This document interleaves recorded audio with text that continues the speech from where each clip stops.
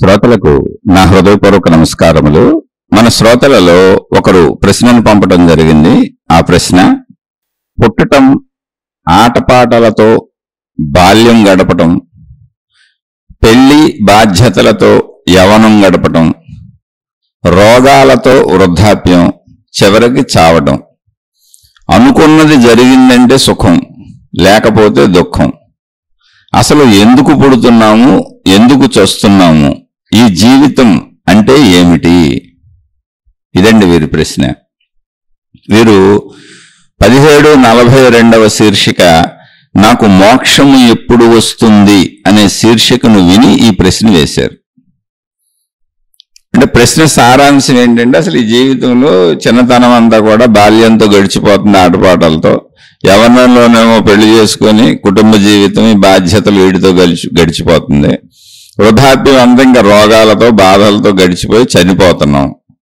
మధ్యలో జీవితంలో అంతా కూడా మనం అనుకున్నట్టు జరిగితే సుఖపడుతున్నామని, లేకపోతే దుఃఖపడుతున్నామని, సుఖ దుఃఖాల మధ్య జీవితం సాగిపోతుంది. అసలు ఈ పుట్టడం ఎందుకు, ఈ చావటం ఎందుకు, ఈ గొడవ అంతా ఎందుకు, అసలు ఈ జీవితం అంటే ఏమిటి? ఇది ప్రశ్న. ఈ ప్రశ్న అందరికీ ఉండొచ్చు.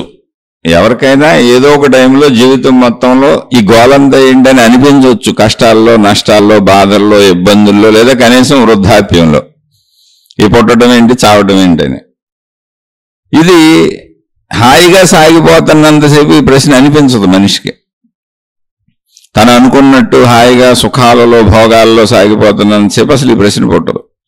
విడిగా ఈ ప్రశ్న పుట్టుతుంది. ఏదో ఒక టైంలో బాధల్లో పుట్టొచ్చు, కష్టాల్లో పుట్టొచ్చు, ఇబ్బందుల్లో పుట్టొచ్చు, లేదా చివరికి వృద్ధాప్యంలో మరణ దశల్లోకి వెళ్ళే టైంలో ఎక్కడో చోట పుట్టొచ్చు. కానీ జీవితం మొత్తంలో ఏదో ఒక చోట, ఎక్కడో చోట పుడుతుంది అసలు ఈ పుట్టడం ఏంటి, చావటం ఏంటి అనే ప్రశ్న.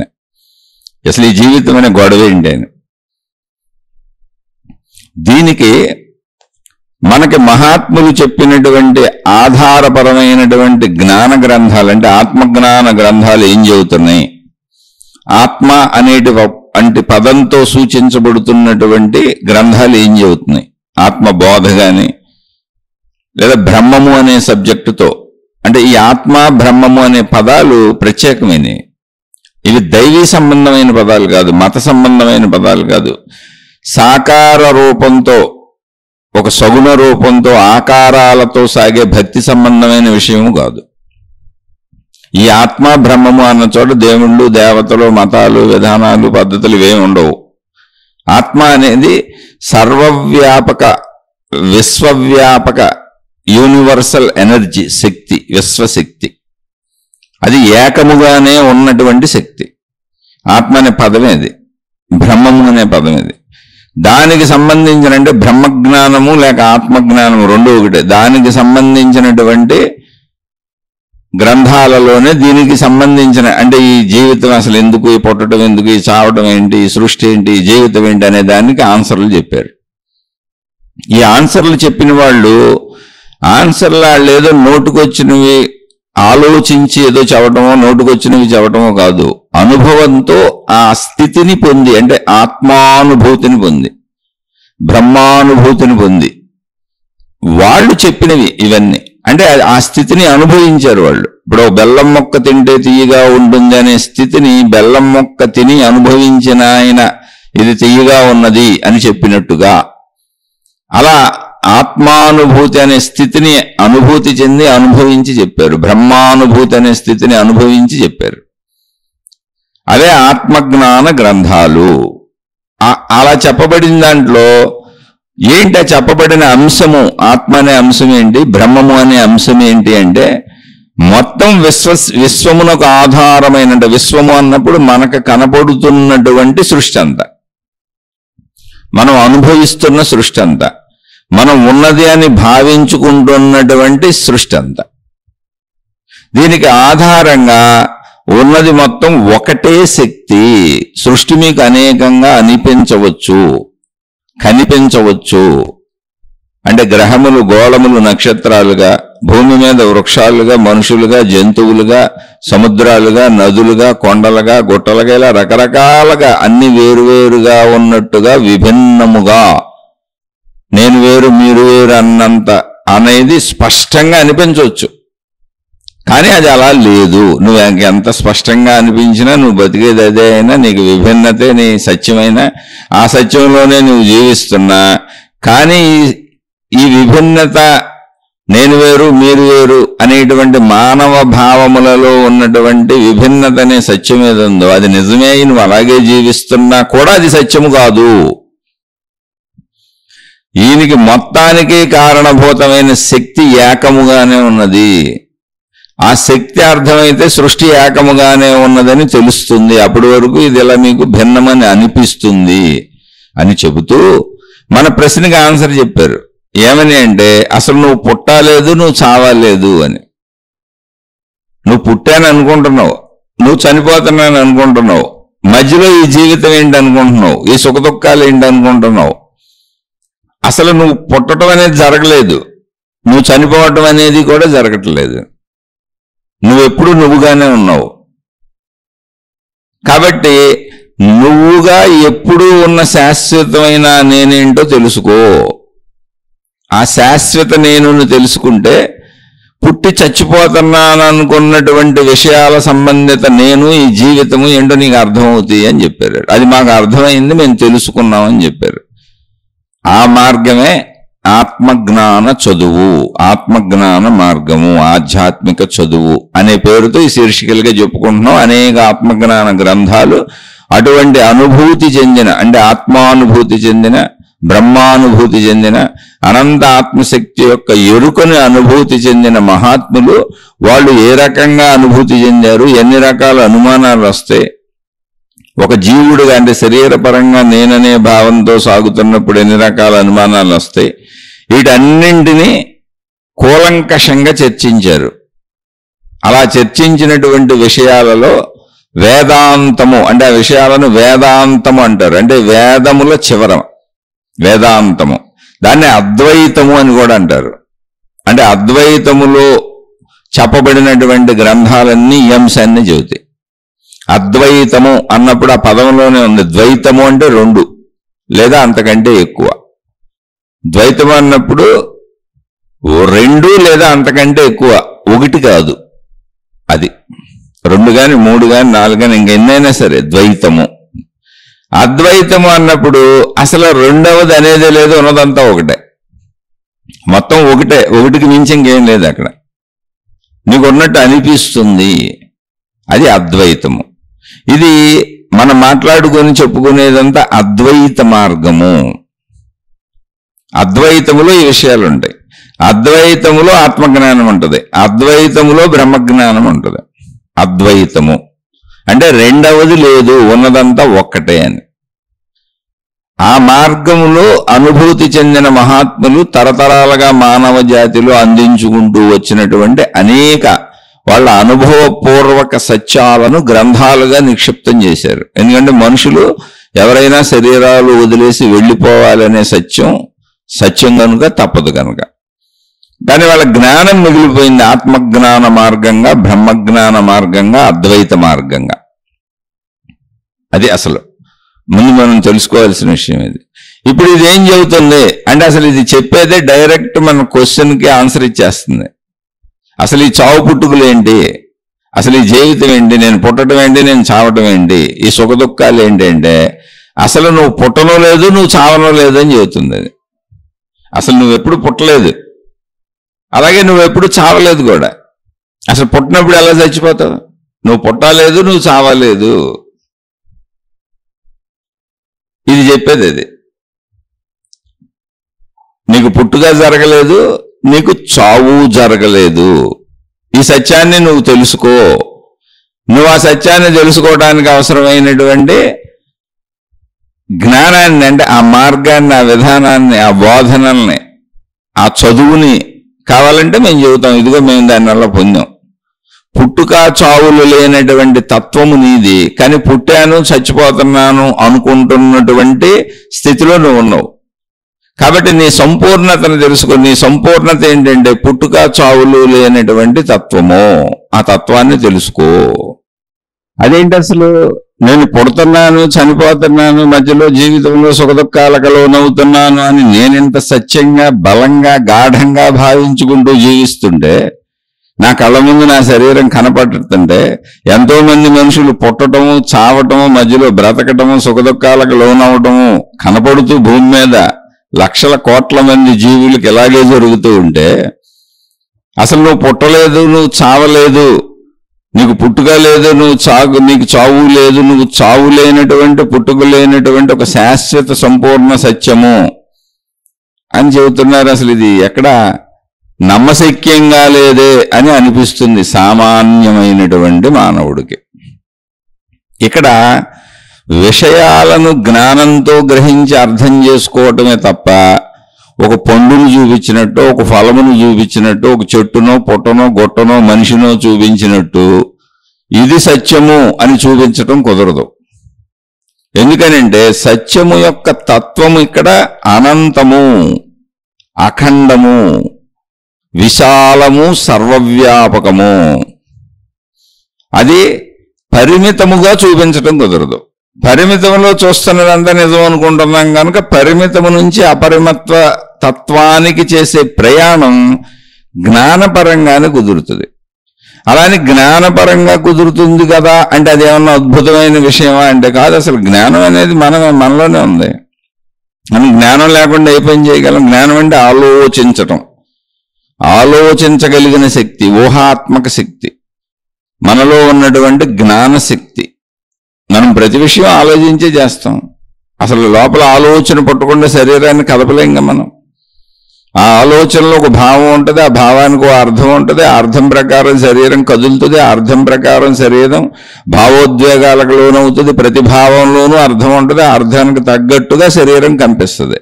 అది భయం అయితే భయకంపనం, అది దుఃఖం అయితే దుఃఖ కంపనం, అది సుఖమైతే సుఖ కంపనం. అలా శరీరము యొక్క కదలికలే భావముల వలన జరుగుతున్నవి, భావములో ఉన్న అర్థముల వలన జరుగుతున్నవి. ఆ భావములు, భావార్థములే జ్ఞానము. ఆ తెలియుట అనేది ఏది ఉందో అది జ్ఞానం. కాబట్టి జ్ఞానం అనేది గొప్ప విషయం ఏం కాదు, అది మనలో ఉన్నది. అది లేకపోతే ఇప్పుడు మనం ఉండటం కూడా కుదరదు. కానీ మనం మనలో ఉన్న జ్ఞానాంశను గుర్తించకుండా ఉన్నది, కానీ గుర్తించకుండా, ఇక్కడ పదాలు జాగ్రత్తగా వినాలి. శరీరము నేనన్న భావనలో, మళ్ళీ శరీరము నేనన్న భావన తప్పేం కాదు, శరీరము నేనన్న భావనలో శరీరమే నేను అనుకుంటూ శరీరముతో ప్రయత్నిస్తున్నాను గనక, శరీరముతో పొందుతున్నాను గనక, శరీరంతో అనుభవిస్తున్నాను గనుక, శరీరముతో కదులుతున్నాను గనక శరీరం మెలకువ నాకు నేను అని తెలుస్తున్నది. శరీర నిద్ర, గాఢ నిద్ర మళ్ళీ నా నేను అంతమైపోతున్నది కనుక నాకు తెలుస్తున్నటువంటి మధ్యలో జీవితం అంటే నిద్రపోయినంత కాలం వదిలేస్తే మెలకువకి నిద్రకి మధ్యలో ఉన్నటువంటి కాలాన్ని జీవితంగా భావించుకుని నేను జీవిస్తున్నది ఈ శరీరంతో కనుక, మెలకువ ఈ శరీరానికి వస్తుంది కనుక, నిద్ర ఈ శరీరానికి వస్తుంది కనుక, నిద్రకి మెలకువలకి మధ్య సమయం జీవితం కనుక నాకు తెలుస్తున్నది అక్కడే కనుక ఆ తెలుస్తున్నటువంటి శరీర భావననే నేను అనుకుంటూ వెళ్ళిపోతున్నా. ఇది తప్ప కాదు, రైటే. కానీ ఇది శాశ్వతమైన రైటు కాదు. అది ఇక్కడ ప్రాబ్లం. తెలుసుకోవాల్సింది ఏంటంటే ఒకటి అవును ఒకటి కాదు అని చెప్పడం కాదు జ్ఞానం అంటే. అది సహజంగా మనం ఏ విషయమైనా అవును కాదు ఇలా తేల్చుకుంటాం, ఉంది లేదు ఇలా తేల్చుకుంటాం, ఇష్టమో ఇష్టము ఇలా తేల్చుకుంటాం. అంటే పూర్తి వ్యతిరేక దిశలో ఉంటాయి ఆ పదాలు రెండు. అలాంటిది కాదు ఇక్కడ. ఇక్కడ మనం గ్రహించబోయే విషయం ఏంటంటే అవును అన్నా కాదు అన్నా, అవునుని బ్రతికిస్తున్నది అదే శక్తి, కాదు అనే దానిని తెలియజేస్తూ బ్రతికిస్తున్నది అదే శక్తి. ఒకటి మనకు అర్థమైంది అన్నది జ్ఞానము. అర్థమైంది కనుక, తెలిసింది కనుక అప్పుడు ఆ పరిస్థితికి అవునంటున్నాం. ఒకటి మనకు అర్థమైంది, తెలిసింది, అర్థమైంది కనుక, తెలిసింది కనుక ఆ పరిస్థితికి కాదు అంటున్నాం. ఇప్పుడు అవును కాదు అనే శాశ్వత సత్యాలు కాదు, పరిస్థితుల రీత్యా, విషయాల రీత్యా ఆ సమయానికి మనం మాట్లాడేటువంటి పదాలు అవి సత్యాలు కూడా కాదు. ఆ సమయానికే సత్యం అది, ఆ నిమిషానికి, అప్పుడు ఆ సందర్భానికి అది అవును, లేదా ఆ సందర్భానికి అది కాదు. ఇక్కడ అవును కాదనే పదాలు అసలు సత్యాలు కాదు. ఇక్కడ మనం పట్టుకోవాల్సింది అవును కాదు అనేది కాదు. మనం ఈ అవును కాదు చూస్తాం, ఇష్టమా ఇష్టం చూస్తాం, సుఖము దుఃఖము చూస్తాం. అలా మనం ఈ ద్వంద్వత్వాలను, పూర్తి వ్యతిరేకతలను చూస్తూ ఉంటాం. కాదు, ఈ వ్యతిరేకతలు అసలు మనకు తెలియబడుతున్నవి. ఆ పరిస్థితిని గ్రహించాం, ఆ సందర్భాన్ని గ్రహించాం, ఆ విషయాన్ని గ్రహించాం, దాన్ని అర్థం చేసుకున్నాం. ఆ విషయం మనకు తెలియటం అనేది జరిగింది. ఆ తెలియటము అనేదే జ్ఞానము. అది తెలియటము వలన అవునన్నాం, అది తెలియటము వలన కాదన్నాం. ఆ సందర్భానికి మాత్రమే అది అవును, అది కాదు. కానీ ఏ సందర్భానికైనా ఎప్పటికైనా జీవించినంత కాలం తెలియుట అనేదంతా కూడా జ్ఞానము. అంటే అసలు మనం జీవించడానికి ఆధారమైనది తెలియుట అనే స్థితి. నేను జీవిస్తున్నాను, మెలకువ వచ్చింది, నాకు తెలుస్తున్నది. నేను మెలకువలో అలా జీవించుకుంటూ వెళుతున్నాను, అన్ని నాకు తెలుస్తున్నవి. నేను గాఢ నిద్రలోకి వెళ్ళిపోయాను, ఇంకా నాకేమీ తెలియటం లేదు. ఈ తెలుస్తున్నది అన్న స్థితి అంతా కూడా జ్ఞానము. ఆ తెలియని స్థితి ఏదన్నదో అది నాకు తెలియదు, నేను కూడా లేను అక్కడ. ఇంకా దాన్ని వదిలేద్దాం. ఇది మెలకువ. మెలకువని పుట్టుక అనుకుంటే, నిద్రని మరణం అనుకుంటే, ప్రతిరోజు మనం పుట్టి చనిపోతున్నాం అనుకుంటే, మన జీవితం ఇదే మధ్యలోదే. ఇక్కడ మనం ఈ సుఖ దుఃఖాలు అనుకుంటున్న వాటినే పట్టుకొని పైన మనం చూస్తుంది. ఇప్పుడు సుఖము అనుకున్నది దేనికి సుఖము? శరీరమునకు సుఖము. దుఃఖము అనుకున్నది దేనికి దుఃఖము? శరీరమునకు దుఃఖము. బాధ అన్నది దేనికి బాధ? శరీరమునకు బాధ. ఆనందం అన్నది దేనికి ఆనందము? శరీరమునకు ఆనందము. ఇలా శరీరపరమైనటువంటి భావములను సుఖములుగా, దుఃఖములుగా, ఇష్టములుగా, అయిష్టములుగా జీవించుకుంటున్నా తీసుకొని నేను. ఓకే, అది జీవితం, దాని జీవితం అన్నా. కానీ అసలు నేను ఇష్టము అనాలి అంటే నాకు అదంతా తెలిసి ఉండాలి, దాని గురించి మొత్తం తెలిసి ఉండాలి. దాని గురించిన అవగాహన అంటే తెలియట అనే ప్రాసెస్ మొత్తం ఉండాలి. అప్పుడు దాన్ని ఇష్టం అంటాను. తెలియని దానిని ఇష్టమని నేను అనలేనే, తెలిసిన దానినే ఇష్టం అంటాను. అలాగే తెలియని దానిని నేను అయిష్టమని కూడా అనలేను, తెలిసిన దానినే అయిష్టం అంటాను. అలాగే తెలిసిన దానినే సుఖం అంటాను, అలాగే తెలిసిన దానినే దుఃఖం అంటాను. అసలు తెలియని దాని గురించి చర్చ ఉండదు. ఇప్పుడు నేను గాఢ నిద్రపోయాను, నేను నాకే తెలియదు, దాని గురించి అసలు నాకు చర్చ లేదు. నా చర్చ అంతా నాకు నేను మెలుకు వచ్చిన కాంచి మొదలైంది, నా కదలికంతా నా మెలుకు వచ్చిన కాంచి మొదలైంది. ఇదంతా మళ్ళీ నేను గాఢ నిద్రలోకి వెళ్ళే వరకు సాగుతూనే ఉంది. కాబట్టి ఇక్కడ పాయింట్ నేను జాగ్రత్తగా మనం గమనించాల్సింది ఏంటంటే, అవునికి కాదుకి, ఇష్టమునకు అయిష్టమునకు, సుఖమునకు దుఃఖమునకు, వీటన్నింటికి, ఈ ద్వంద్వత్వములన్నింటికి అడుగున ఉన్నది ఏకత్వము. అది తెలియుట అనే జ్ఞానము, అది అద్వైతము. అందులో రెండు లేవు. ఇప్పుడు తెలియుట నాకు తెలిసింది, ఏమని తెలిసింది? అవునని తెలిసింది, దుఃఖం అని తెలిసింది. నాకు తెలిసింది కాదని తెలిసింది. ఏం తెలిసింది? కాదని తెలిసింది. ఏం కాదని తెలిసింది? దుఃఖము కాదు, సుఖమని తెలిసింది, సుఖం తెలిసింది. ఇప్పుడు దుఃఖములో అయినా, సుఖములో అయినా, అవునులో అయినా, కాదులో అయినా, ఇష్టములో అయినా, అయిష్టములో అయినా అట్టడుగున ఉన్నది ఏంటి? తెలియుట. ఈ తెలియుట అనేది లేకపోతే సుఖం లేదు, దుఃఖం లేదు. ఎందుకంటే నిద్రలో నాకు సుఖం లేదు, దుఃఖం లేదు, ఇష్టం లేదు, అయిష్టం లేదు, అసలు నేనే లేనుగా. తెలియట అనేది లేకపోతే నేను కూడా లేను, నన్ను నేను కూడా తెలుసుకుంటున్నాను మెలకువలో. ఇప్పుడు ఆ అడుక్కెళ్ళాలి. అడుక్కెళ్తే ఏముంది అక్కడ? తెలియుట అనే ప్రాసెస్ జరిగినప్పుడు మాత్రమే నేను సుఖ దుఃఖములకు లోనవగలను, ఇష్టాయిష్టములకు లోనవగలను, ద్వంద్వత్వములకు లోనవగలను. ఈ ద్వంద్వత్వము లోనయ్యేదంతా దేని వలన? శరీరము వలన. ఈ ద్వంద్వత్వానికి లోనయ్యేదేంటి? శరీరము. కానీ తెలియుట అనేది ఎక్కడ జరుగుతుంది? శరీరము లేకపోయినా, ఇప్పుడు మీరు శరీర కదలికలు ఆపేసి కూర్చోండి మెలకువలో, తెలియుట అనేది లోపల జరుగుతుంది. తెలియుట అనేది జరిగినాక దానికి అనుగుణముగా శరీరాన్ని కదపడం జరుగుతుంది.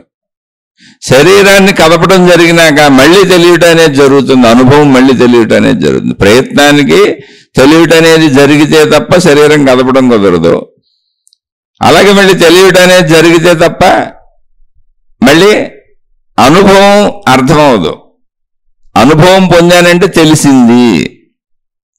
ఇప్పుడు నేను ఒక బెల్లం ముక్క నోట్లో వేసుకుని నవ్వులుతున్నా, నాకు నవ్వులుతున్నట్టు తెలియట్లా, తీగా ఉన్నట్టు తెలియట్లా, కానీ బెల్లం ముక్కున్నట్లు వేసుకున్న మాట నిజమే, కానీ నాకేమి తింటున్నట్టు తెలియట్లా. అప్పుడు నేను ఏం చెప్పగలను? అసలు చెప్పలేనుగా. దేన్నైనా పట్టుకున్నా, బెల్లం ముక్కను పట్టుకున్నా, స్పర్శ తెలియట్లా. పదార్థం కంటికి కనపడింది, కానీ నిజంగా పట్టుకున్నా, కానీ స్పర్శ తెలియట్లా. అంటే తెలియట అనే ప్రాసెస్ లేకపోతే అసలు నేను ఏ ద్వంద్వత్వాన్ని మాట్లాడలేను, దేన్ని చెప్పలేను, దేన్ని అనుభవించలేను. కాబట్టి నేను ఎన్ని విధములైన అనేకత్వములు అనుభవిస్తున్నా, అంటే కంటితో చూసే దృశ్యములు కోటాను కోట్లున్నా, చెవితో వినే శబ్దములు కోటాను కోట్లున్నా, ముక్కుతో వాసన చూసేటువంటి వాసనలు కోటాను కోట్లున్నా, నాలుగుతో రుచి చూసే పదార్థములు కోటాను కోట్లున్నా, చర్మముతో స్పర్శలు అనుభవించేవి కోటాను కోట్లున్నా, ఇటువంటివి ఎన్నున్నా ఉన్న ఏకత్వం ఒకటే. ఇవన్నీ తెలియుట, వీటిని తెలుసుకొనుట. ఇవన్నీ తెలియబడినప్పుడు మాత్రమే నా అనుభవానికి వస్తాయి. అప్పుడు మాత్రమే నేను అవునని కాదని, సుఖమని దుఃఖమని, ఇష్టమని అయిష్టమని చెప్పగలను. అంటే శరీరపరమైనటువంటి ప్రయత్నములలో, అనుభవములలో, అవి పొందటములో అనేకత్వం ఉన్నది, భిన్నత్వం ఉన్నది. కానీ వాటిని గ్రహించినప్పుడు తెలియట అనే ప్రాసెస్ ఏకత్వముగానే ఉన్నది.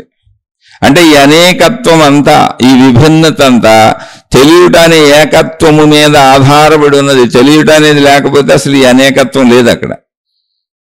ఇప్పుడు నాకు తెలియట్లేదు అనుకోండి, గాఢ నిద్రపోయాను, తెలియట్లేదు అనుకోండి, నేనే లేను కదా. అసలు నాకు ప్రపంచంలో అనేకత్వం ఎలా తెలుస్తుంది?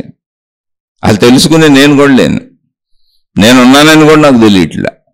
అలాగే నేను మెలకువలో కూడా తెలియట అనే జ్ఞానము నా అంతరంగములో అట్టడుగు పొరలో ఉండి అది పనిచేస్తూ ఉండకపోతే ఆ జ్ఞానశక్తి, తెలియుట, తెలుసుకొనుట, అవగాహన, అర్థమవుట అనేటువంటి ఆ జ్ఞానశక్తి నా అట్టడుగు నుండి పనిచేయకపోతే పైన నాకు తెలుస్తున్న విషయాలు ఏవి తెలియబడవు, ఎన్ని రకాలైన. ఈ అనేకత్వం అంతా ఈ ఏకత్వ ఆధారంగానే ఉంటుంది. కాబట్టి అనేకత్వం బతికుండాలంటే తెలియటనే ఏకత్వం ఉండాలి. అసలు నా జీవితంలో కూడా తెలియట, అదే జ్ఞానము, దాన్ని జ్ఞానం అన్నారు. కాబట్టి నాకు తెలుస్తున్నవన్నీ అనేకముగా ఉన్నవి. ఎక్కడ తెలుస్తున్నాయి? తెలియట అనే చోట తెలుస్తున్నాయి. తెలియట అనే దాంట్లో ఏకత్వమే ఉంది, భిన్నత్వం లేదు. తెలుస్తున్న వాటిల్లో భిన్నత్వం ఉంది. సుఖం ఉంది, దుఃఖం ఉంది, తక్కువ ఉంది, ఎక్కువ ఉంది, పొట్టు ఉంది, పొడుగు ఉంది, గొప్ప ఉంది, ఆనందం ఉంది, అలా రకరకాలు ఇదని చెప్పుకోవచ్చు. తెలియటలో అనేకం ఉన్నాయి, అనేక విషయాలు తెలియబడే ఉన్నాయి. కానీ తెలియడం అనే ప్రాసెస్ ఒకటే ఉంది. ఆ ప్రాసెస్ వలన అసలు తెలియడం అనేది జరుగుతుంది. కాబట్టి ఇప్పుడు ప్రాసెస్ ఎక్కడుంది? నేనే. తెలియడం అనే ప్రాసెస్ ఎక్కడుంది? అది నేనే. తెలియబడుతున్నవి నాకు బయట ఉన్నాయి. నేను కంటితో దృశ్యాలు చూస్తాను, అన్ని బయట ఉన్నాయి. చెవితో శబ్దాలు వింటాను, అన్ని బయట ఉన్నాయి. ముక్కుతో వాసనలు పీలుస్తాను, అన్ని బయట ఉన్నాయి. నోటితో నేను మాట్లాడతా సంబంధ బాంధవ్యాలు ఏర్పరచుకుంటాను, వాళ్ళంతా బయట ఉన్నారు.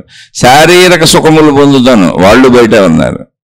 స్పర్శలు పొందుతాను, అన్ని బయట నుంచే ఉంది, అన్ని బయట నుంచే ఉన్నాయి. కానీ లోపల వీటిని అన్నింటినీ తెలుసుకుంటున్నాను.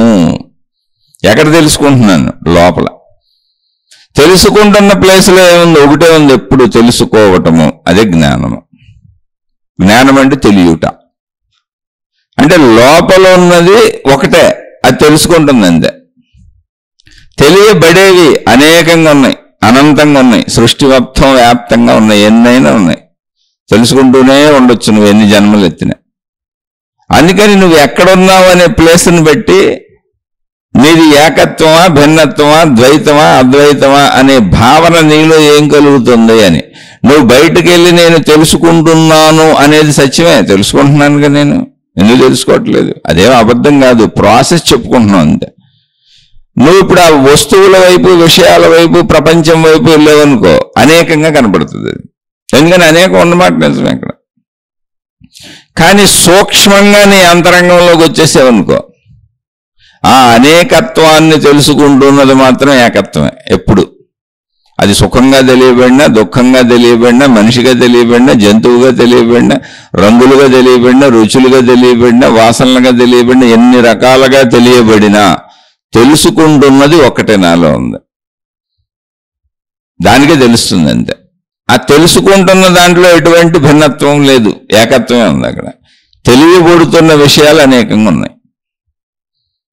తెలియబడుతున్న విషయాలు అనేకంగా ఉన్నాయి. ఎక్కడున్నాయి? నాకు భిన్నంగా బయట ఉన్నాయి. తెలుసుకుంటున్న ఏకత్వం ఎక్కడుంది? నాలో ఉంది. నాలో ఉంది. అది ఏకత్వంగానే ఉంది. కాబట్టి ఇప్పుడు నేను బయట నుంచి తెలుసుకుంటున్న విషయాల అనేకత్వమును చూసి నేను అనేకత్వానుభూతులు నా శరీరం ద్వారా పొందుతున్నాను, అనేకత్వాన్ని దర్శిస్తున్నాను గనుక, అనేకత్వాన్ని అనుభవిస్తున్నాను గనుక, అనేకత్వము నాకు బయట స్పష్టముగా దర్శనమయ్యి గ్రహించబడుతుంది గనుక అనేకత్వము నిజమని భావించనా? జాగ్రత్తగానండి. బయట కనబడుతున్న సృష్టిలో ఏ అసత్యము లేదు. అది విభిన్నముగానే ఉంది, అనేకముగానే ఉంది, వైరుధ్యముగానే ఉంది. దాని రుచులు వేరువేరుగున్నాయి, దాని దృశ్యములు వేరువేరుగున్నాయి, దాని శబ్దములు వేరువేరుగున్నాయి, దాని వాసనలు వేరువేరుగున్నాయి, దాని స్పర్శలు వేరువేరుగున్నాయి. అసలు ఇద్దరు మనుషులు ఎవరో ఒక రకంగా లేరు, అందరూ వేరువేరుగానే ఉన్నారు. చెట్లు వేరువేరుగున్నాయి, పొట్లు వేరువేరుగున్నాయి, గొట్లు వేరువేరుగున్నాయి, జంతువులు వేరువేరుగున్నాయి. ఇది సత్యము, సత్యము, సత్యము. అయితే అది నాకు బయట భిన్నముగా ఉన్నది. నాకు బయట భిన్నముగా ఉన్నదానిని చూసి అనేకత్వముగా భావించుకోనా? ఈ అనేకత్వం మొత్తాన్ని నాలో గ్రహిస్తున్నది ఏకముగా ఉన్నది. నువ్వు ఎన్ని అనేకత్వాలు తెచ్చినా అక్కడ ఏకముగానే ఉంది. తెలుస్తున్నది అనే ప్రక్రియ ఏకము. ఎలా తెలుస్తున్నది అని అడక్కు మళ్ళీ అది శరీరంలోకి వెళ్ళిపోయావు. అక్కడికి ఎలా తెలుస్తున్నది అంటే దృశ్యముగా తెలుస్తుంది, అనేక దృశ్యాలు ఉంటాయి. ఎలా వినపడుతుంది, ఎలా తెలియబడుతుంది అన్నప్పుడు అనేక శబ్దాలు ఉంటాయి. ఎలా తెలియబడుతుంది, ఎలా గ్రహిస్తున్నావు అన్నప్పుడు అనేక వాసనలు ఉంటాయి. ఎలా గ్రహిస్తున్నావు ఈ స్పర్శలు అన్నప్పుడు అనేక స్పర్శలు ఉంటాయి. శబ్దస్పర్శ రూపరస గంధములకు సంబంధించిన విషయాలు అనేకం ఉంటాయి. కానీ విషయాలు అనేకము, బయట ఉన్న విషయాలు అనేకము, తెలియబడుతున్న విషయాలు అనేకము, దృశ్యములు అనేకము, శబ్దములు అనేకము, వాసనలు అనేకము, రుచులు అనేకము, స్పర్శలు అనేకము. కానీ అనేకమును తెలుసుకుంటున్నది ఏమిటి? అనేకమును తెలుసుకుంటున్నది అనేకముగా ఉన్నదా? లేదు, ఒకటే ప్రాసెస్, తెలుస్తున్నది అంతే. అక్కడ ఒకటే ఎప్పుడు తెలుస్తున్నది. కంటి ద్వారా తెలుసుకుంటుంది ఒకటే, చెవి ద్వారా తెలుసుకుంటుంది ఒకటే, ముక్కు ద్వారా తెలుసుకుంటుంది ఒకటే, స్పర్శల ద్వారా తెలుసుకుంటుంది ఒకటే, పంచేంద్రియముల ద్వారా తెలుసుకుంటుంది ఒకటే, మొత్తం శరీరము ద్వారా తెలుసుకుంటుంది ఒకటే. ఏంటది? తెలియబడుట, తెలుస్తున్నది అంతే. ఎలా తెలుస్తున్నది? నొప్పిగా తెలుస్తుంది, సంతోషంగా తెలుస్తుంది, ఇష్టంగా తెలుస్తుంది, అయిష్టంగా తెలుస్తుంది. ఎలా తెలుస్తున్నది అన్నప్పుడు అనేకం ఉన్నాయి, ఏమి తెలుస్తున్నావు అన్నప్పుడు అనేకం ఉన్నాయి. కానీ నా లోపలికి వచ్చేసినాక తెలుసుకుంటున్నది అనేది ఏకంగానే ఉంది, అది అనేకంగా లేదు. అంటే తెలుసుకుంటున్న స్థితిలో అద్వైతం ఉంది, ఒకటే ఉంది. తెలుసుకుంటున్న విషయాల వైపు చూస్తే అనేకం ఉన్నాయి. తెలియబడుతున్న విధానాలను చూసినా అనేకం ఉన్నాయి. పంచేంద్రియ సుఖాలు పంచేంద్రియ సుఖాలుగా అనుభవం అవుతున్నాయి. ఇప్పుడు ఆ అనేకత్వము ఈ ఏకత్వములోకి వచ్చి జాగ్రత్తగా గమనించండి, జాగ్రత్తగా సూక్ష్మంగా గమనించి అర్థం చేసుకోండి. తెలియబడుట, తెలియుట అనేది నా అంతరంగములో ఉన్నటువంటి శక్తి. దానిని జ్ఞానము అన్నారు, దాన్ని శక్తి అన్నారు. అది తెలుసుకుంటుంది అంతే. కంటి ద్వారా తెలుసుకుంటుంది, చెవి ద్వారా తెలుసుకుంటుంది, చర్మం ద్వారా తెలుసుకుంటుంది, ముక్కు ద్వారా తెలుసుకుంటుంది, ఇలా పంచేంద్రియముల ద్వారా తెలుసుకుంటుంది. శబ్దస్పర్శ రూపరస గంధములుగా తెలుసుకుంటుంది. ఇప్పుడు తెలుసుకోబడిన ఏమైనా బయట నుంచి, బయట తెలుసుకోబడే విషయాలు అనేకం ఉన్నాయి. 5 రకాలు మనం తెలుసుకునే విధానం 5 రకాలుగా మన శరీరంలో ఉంది. 5 రకాలలో బయట తెలుసుకోబడే విషయాలు కోటాను కోట్లు ఉన్నాయి. ఇప్పుడు ఆ కోటాను కోట్లు ఎక్కడికి వచ్చి ఏమైపోయినాయి? 5 అయిపోయినాయి. విషయాలు కోటాను కోట్లు ఉండొచ్చు, కానీ నా దగ్గరికి వచ్చేటప్పుడు మాత్రం 5 రకాలుగా అయిపోయినాయి అంతే. జస్ట్ 5గా మారిపోయినాయి. జాగ్రత్తగా సూక్ష్మంగా అర్థం చేసుకోండి, లేకపోతే ఇది ఎటో పోద్దు, మిస్ అయిపోతాం, గందరగోళంగా ఉంటుంది. ఇప్పుడు బయట చూసేవి కోటాను కోట్లు ఉన్నాయి, నో డౌట్ ఇన్ ఇట్. అసలు అందులో అసత్యం కూడా లేదు. కానీ అంటే ముందు చెప్పుకుందాం, చూసేవి కోటాను కోట్లు ఉన్నాయి, అందులో డౌట్ లేదు. వినేవి కోటాను కోట్లు ఉన్నాయి, అందులో డౌట్ లేదు. కోటాను కోట్లు కదా అనంతం అని చెప్పుకోవచ్చు, ఎందుకంటే వినేవి ఏంటంటే పుట్టే పుడతానే ఉంటాయి. అలా కోటాను కోట్లు ఉన్నాయి. తినేవి కోటాను కోట్లు ఉన్నాయి, రుచులు కోటాను కోట్లు ఉన్నాయి, వాసనలు కోటాను కోట్లు ఉన్నాయి, స్పర్శలు కోటాను కోట్లు ఉన్నాయి. ఎక్కడ? నా శరీరానికి బయట ప్రపంచంలో. కానీ అవి నా వైపు వచ్చినప్పుడు, అంటే నేను తెలుసుకోవటం అనేది శరీరంతో మొదలు పెట్టినప్పుడు ఎన్ని కోటాను కోట్లు ఉన్నాయి? 5గా మారిపోయినాయి అంతే. అన్నీ 5 అయిపోతున్నాయి, 5లో కలిసిపోతున్నాయి. కోటాను కోట్లుగా బయట కనపడుతున్నాయి, కానీ నా దగ్గరికి వచ్చేటప్పటికి 5 అయిపోతున్నాయి. ఎన్నున్నా దృశ్యమే. దృశ్యాలు ఎన్నున్నా సరే నా కంటికి దృశ్యమే కనపడుతుంది. అంటే అవి దృశ్యముగా అయిపోయినాయి, ఒకే దృశ్యం అది ఎన్నున్నా సరే. ఎన్ని శబ్దాలు ఉన్నా శబ్దమే. ఆ శబ్దాలు ఎన్ని రకాలైన ఉండొచ్చు, కానీ నా చెవి దగ్గరికి వచ్చినప్పుడు అది శబ్దమే. ఒకటైపోయింది, ఏకత్వాన్ని పొందేసింది. నా చెవి శబ్దాన్ని వింటది అంతే, ఎన్ని శబ్దాలైనా కానీ ఉండ. నా దగ్గరికి వచ్చేటప్పటికి అన్ని శబ్దాలు, ఎన్ని రకాల శబ్దాలైనా శబ్దం అవుతాయి అంతే. ఎన్ని రకాల దృశ్యాలైనా నా కన్ను దగ్గరికి వచ్చేటప్పటికి దృశ్యం అవుతాయి అంతే. ఎన్ని రకాల వాసనలైనా నా ముక్కు దగ్గరికి వచ్చేటప్పటికి వాసన అవుతాయి అంతే. ఎన్ని రకాల రుచులైనా నా నాలుగు దగ్గరికి వచ్చేటప్పటికి రుచి అవుద్ది అంతే.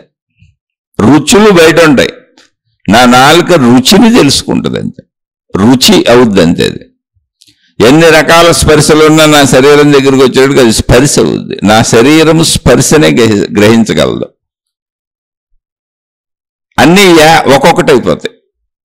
అంటే అనేకముగా సృష్టిలో కనపడుతున్నవన్నీ నా అనుభవానికి నేను పొందేటప్పుడు ఏకముగా మారిపోతాయి, దృశ్యమైపోతాయి, శబ్దమైపోతాయి, వాసన అయిపోతాయి, శబ్ద స్పర్శ రూప రస గంధములు అయిపోతాయి. అందుకే పంచభూతములు అన్నప్పుడు అంటే ఇంకా అలాగే అయిపోతాయి. ఈ సృష్టి మొత్తం పంచభూతాత్మకమైనది. అంటే ఈ అనేకత్వాన్ని ఒక్కసారి అనుభూతులు ఎలా గ్రహిస్తున్నాను తీసుకుంటే అనేకత్వం లేదు, 5 ఉన్నాయి అక్కడ. 5గా అయిపోయినాయి మొత్తం. అన్నీ కలిపి దృశ్యం అయిపోయినాయి, అన్నీ కలిపి శబ్దం అయిపోయినాయి, అన్నీ కలిపి వాసన అయిపోయినాయి, అన్నీ కలిపి రుచి అయిపోయినాయి, అన్నీ కలిపి స్పర్శ అయిపోయినాయి. అంటే 5 ఉంది అక్కడ. అంటే సృష్టి ఎంత ఉన్నా, ఎంత విస్తారంగా ఉన్నా, ఎంత అనంతంగా ఉన్నా, అది ఎంత వ్యాపకంగా సాగుతున్నా, నాకు అలా అనిపిస్తున్నా, ఒరిజినల్గా అది ఉన్నది మాత్రం 5 రకాలుగానే, అదే పంచభూతములు. ఏక పంచభూతములు అంటే ఒక్కొక్కటిగానే ఉంది, అది 5 ఉన్నాయి ఇక్కడ. ఈ 5 నా లోపలికి వచ్చేస్తే, అంటే దృశ్యముగా లోపలికి వచ్చేస్తే, శబ్దముగా లోపలికి వచ్చేస్తే, రుచిగా లోపలికి వచ్చేస్తే, స్పర్శగా లోపలికి వచ్చేస్తే, వాసనగా లోపలికి వచ్చేస్తే, మళ్ళీ లోపలికి వస్తే ఏమైంది? ఇప్పుడు ఇది నా దగ్గరికి వస్తే అంటే శరీరము దగ్గరికి వస్తే, కంటి దగ్గరికి వస్తే దృశ్యమైంది, ముక్కు దగ్గరికి వస్తే వాసన అయింది, చెవి దగ్గరికి వస్తే శబ్దమైంది, నాలుగు దగ్గరికి వస్తే రుచి అయింది, చర్మము దగ్గరికి వస్తే స్పర్శ అయింది. స్త్రీ పురుష శారీరక సుఖములు కూడా స్పర్శ అయింది. ఇప్పుడు ఈ దృశ్యము నా లోపలికి వచ్చేస్తే, అంటే కంటి ద్వారా లోపలికి వచ్చేస్తే, ఈ శబ్దము చెవి ద్వారా లోపలికి వచ్చేస్తే, ఈ వాసన ముక్కు ద్వారా లోపలికి వచ్చేస్తే, ఈ స్పర్శ చర్మము ద్వారా లోపలికి వచ్చేస్తే, ఒకసారి ఇలా పంచేంద్రియముల ద్వారా అన్ని లోపలికి వచ్చేస్తే, జాగ్రత్తగా ఒకసారి గమనించండి. ఈ రుచులు నాలుక ద్వారా రుచి లోపలికి వచ్చేస్తే, ఇప్పుడు ఈ 5 ఒకటైపోయినాయి. 5 ద్వారాల గుండా లోపలికి వచ్చినాయి, కానీ ఒకటైపోయినాయి. ఏంటో తెలుసా? తెలియుట. కన్ను ద్వారా తెలియుట, కన్ను ద్వారా దృశ్యము తెలియబడింది. అక్కడికి వెళ్ళి ఎక్కడ కలిసింది? తెలియబడింది అన్న స్థానంలో కలిసిపోయింది. శబ్దము చెవి ద్వారా తెలియబడింది, లోపలికి వెళ్ళి ఎక్కడ కలిసింది? తెలియబడింది అన్న స్థానంలో కలిసింది. ముక్కు ద్వారా వాసన తెలియబడింది, ఎక్కడ కలిసింది? తెలియబడింది అన్న స్థానంలో కలిసింది. నాలుక ద్వారా రుచి తెలియబడింది, వెళ్ళి తెలియబడింది అన్న స్థానంలో కలిసిపోయింది. చర్మము ద్వారా స్పర్శ తెలియబడింది, వెళ్ళి తెలియబడింది అన్న ప్లేస్లో కలిసిపోయింది. ఇప్పుడు 5 కలిసి మళ్ళీ ఒకటైపోయినాయి. ఇప్పుడు 5 కోళ్ళు, ఈ 5 కోళ్ళు తెలియబడింది అన్న స్థానంలో ఒకటైపోయిన తెలియబడుట జ్ఞానము, అదే శక్తి. అక్కడ శక్తి కదలిక చైతన్యం లేదా తెలియబడటం అనేది ఉండదుగా. ఇప్పుడు అటువైపు నుంచి బయటకు వస్తే ఇప్పుడు అక్కడ ఏముంది? తెలియబడుట అనే స్థానంలో ఏముంది? అద్వైతం ఉంది. అంటే రెండవది లేదు, ఒకటే ఉంది, తెలియబడుట. ఇక దానికి రంగు రుచి వాసన ఏమి లేదు, తెలియబడుట అనే స్థితి ఉంది. తెలుసుకుంటున్న స్థితి ఉంది, దానికి తెలియబడుతుంది అంతే. అది ఎప్పటికీ దానికి తెలియబడుతూ ఉంటుంది అంతే. అంటే మొత్తంగా వచ్చి మొత్తం సృష్టి అంతా 5 పంచభూతాలుగా మారిపోయింది. 5 పంచభూతములు ఇంద్రియముల ద్వారా లోపలికి వచ్చి ఏకత్వమైనటువంటి స్థితిగా మారిపోయినాయి, జ్ఞానంగా మారిపోయినాయి. జ్ఞానం అంటే తెలియట, తెలిసిన స్థితిలో ఉండిపోయింది. ఇప్పుడు అక్కడ ఏ స్థితి ఉంది అంటే తెలిసిన స్థితి ఉంది. ఇప్పుడు ఏ స్థితి ఉంది? నా లోపల తెలిసిన స్థితి ఉందంటే. ఏం తెలుసు? అన్నీ తెలుసు, దానికి సమస్తము తెలుసు. తెలిసిన స్థితికి ఏమి తెలుసు అంటే సమస్తము తెలుసు. ఎందుకంటే దాని పేరే తెలిసిన స్థితి. అదే ఉన్న స్థితి. ఉన్న స్థితి ఎంత ఉంది? ఉన్న స్థితి మొత్తం ఉంది. ఉన్న స్థితి అంటేనే ఉన్నదంతా అదే అని అర్థం. ఉన్న స్థితి అది, తెలిసిన స్థితి అది. అంటే నా లోపల ఉన్నది ఉన్న స్థితి, తెలిసిన స్థితి. ఇప్పుడు ఆ స్థితి ఎలా ఉన్నది? ఏకత్వముగా ఉన్నది, అద్వైతముగా ఉన్నది. ఆ స్థితి ఎలా ఉంది? స్థితి దగ్గరికి వెళ్ళిపో. విషయాల దగ్గరికి వెళ్తావా? అయితే లోపల నుంచి ఒకసారి మళ్ళీ బయటకు వద్దాం, అర్థమవుతుంది. ఇప్పుడు తెలిసిన స్థితి నుంచి ఏమి తెలిసింది అనే దాన్ని పట్టుకున్నా, ఒకదాన్ని. అంటే దృశ్యము తెలిసింది. దృశ్యము ఎలా తెలిసింది? కంటి ద్వారా తెలిసినది. సరే, తెలిసిన దృశ్యాన్ని పెట్టుకొని ఈ దృశ్యమేమి? ఇదిగో చెట్టు అనే దృశ్యము తెలిసినది. చెట్టు ఆకుపచ్చగా ఉన్నది, దాని కాండం ఇలా ఉన్నది, చెట్టు కొమ్మలు పువ్వులు అన్నవి చాలా అందముగా ఉన్నది. పువ్వులతో చెట్టు కళకళలాడుతూ, చక్కటి గ్రీనరీ ఆకులతో కళకళలాడుతూ పువ్వు చాలా అందముగా ఉన్నది, చెట్టు చాలా అందముగా ఉన్నది అని నాకు తెలిసినది.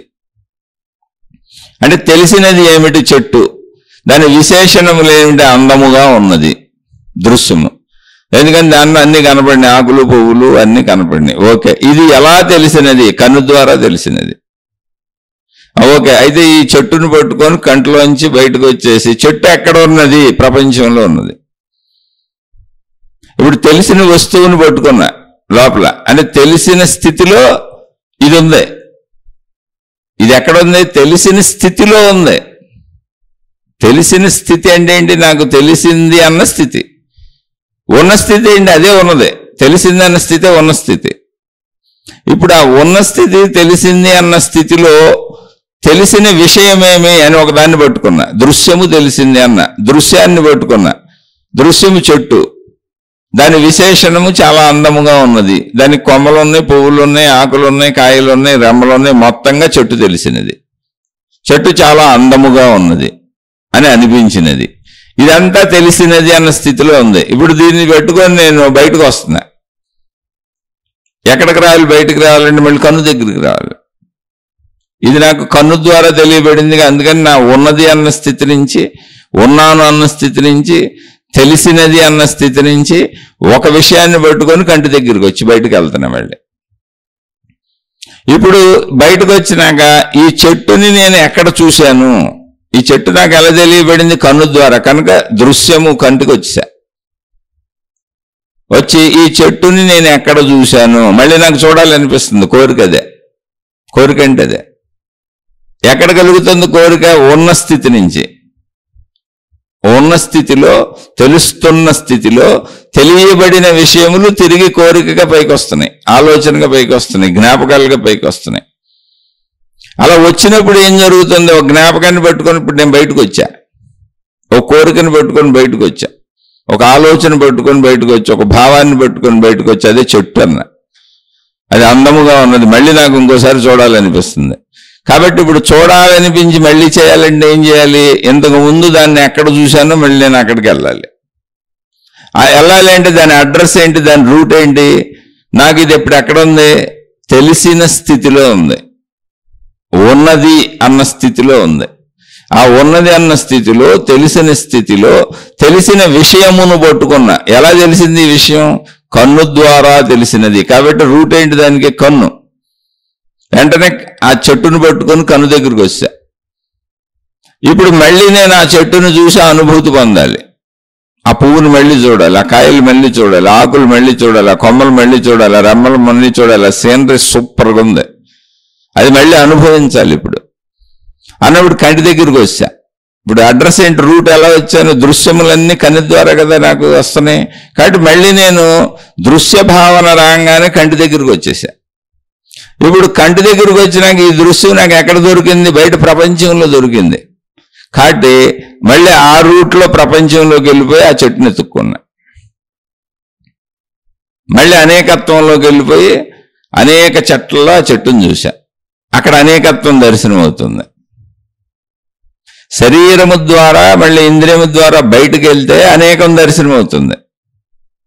కానీ తెలిసిన స్థితి నుంచి, ఉన్నది అన్న నా అట్టడుగు స్థితి ఏది ఉన్నదో ఆ స్థితి నుంచి, ఆ తెలిసిన స్థితి నుంచి నేను బయటకు వెళ్ళాలంటే నాకు 5 ద్వారాలు ఉన్నాయి. ఎందుకంటే లోపలికి 5 ద్వారాల ద్వారానే వస్తుంది ఆ తెలిసిన స్థితిలోకి అన్ని.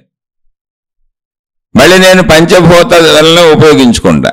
పంచభూతాత్మకమైన 5 ద్వారాలు, శబ్ద స్పర్శ రూప రస గంధముల ద్వారాల దగ్గరికి వచ్చేస్తా. శబ్దం అయితే చెవి దగ్గరికి వచ్చేస్తా. ఆ చెవి నుంచి అనేకత్వ ప్రపంచంలోకి వెళ్తా. అంటే నేను ఏకత్వంలోంచి మళ్ళీ పంచభూతాత్మక స్థితికి వస్తా. పంచభూతాత్మక స్థితి నుంచి అనేకత్వంలోకి వెళ్ళిపోతా. అదే సృష్టి.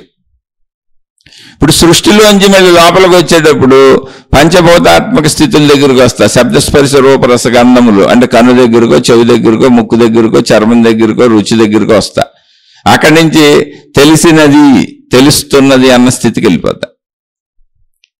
అక్కడ ఉన్నది అన్న స్థితిలో ఉండిపోతా. మళ్ళీ అక్కడి నుంచి భావం కలిగిద్ది, ఏదో కలుగుతుంది, ఎగిసిపడుతుంది. ఏంటది? తెలిసినది. మళ్ళీ తెలుసుకోవాలనిపిస్తుంది, మళ్ళీ తినాలనిపిస్తుంది, మళ్ళీ తాగాలనిపిస్తుంది, మళ్ళీ అనుభవించాలనిపిస్తుంది. ఒకటి భావం పడుతుంది.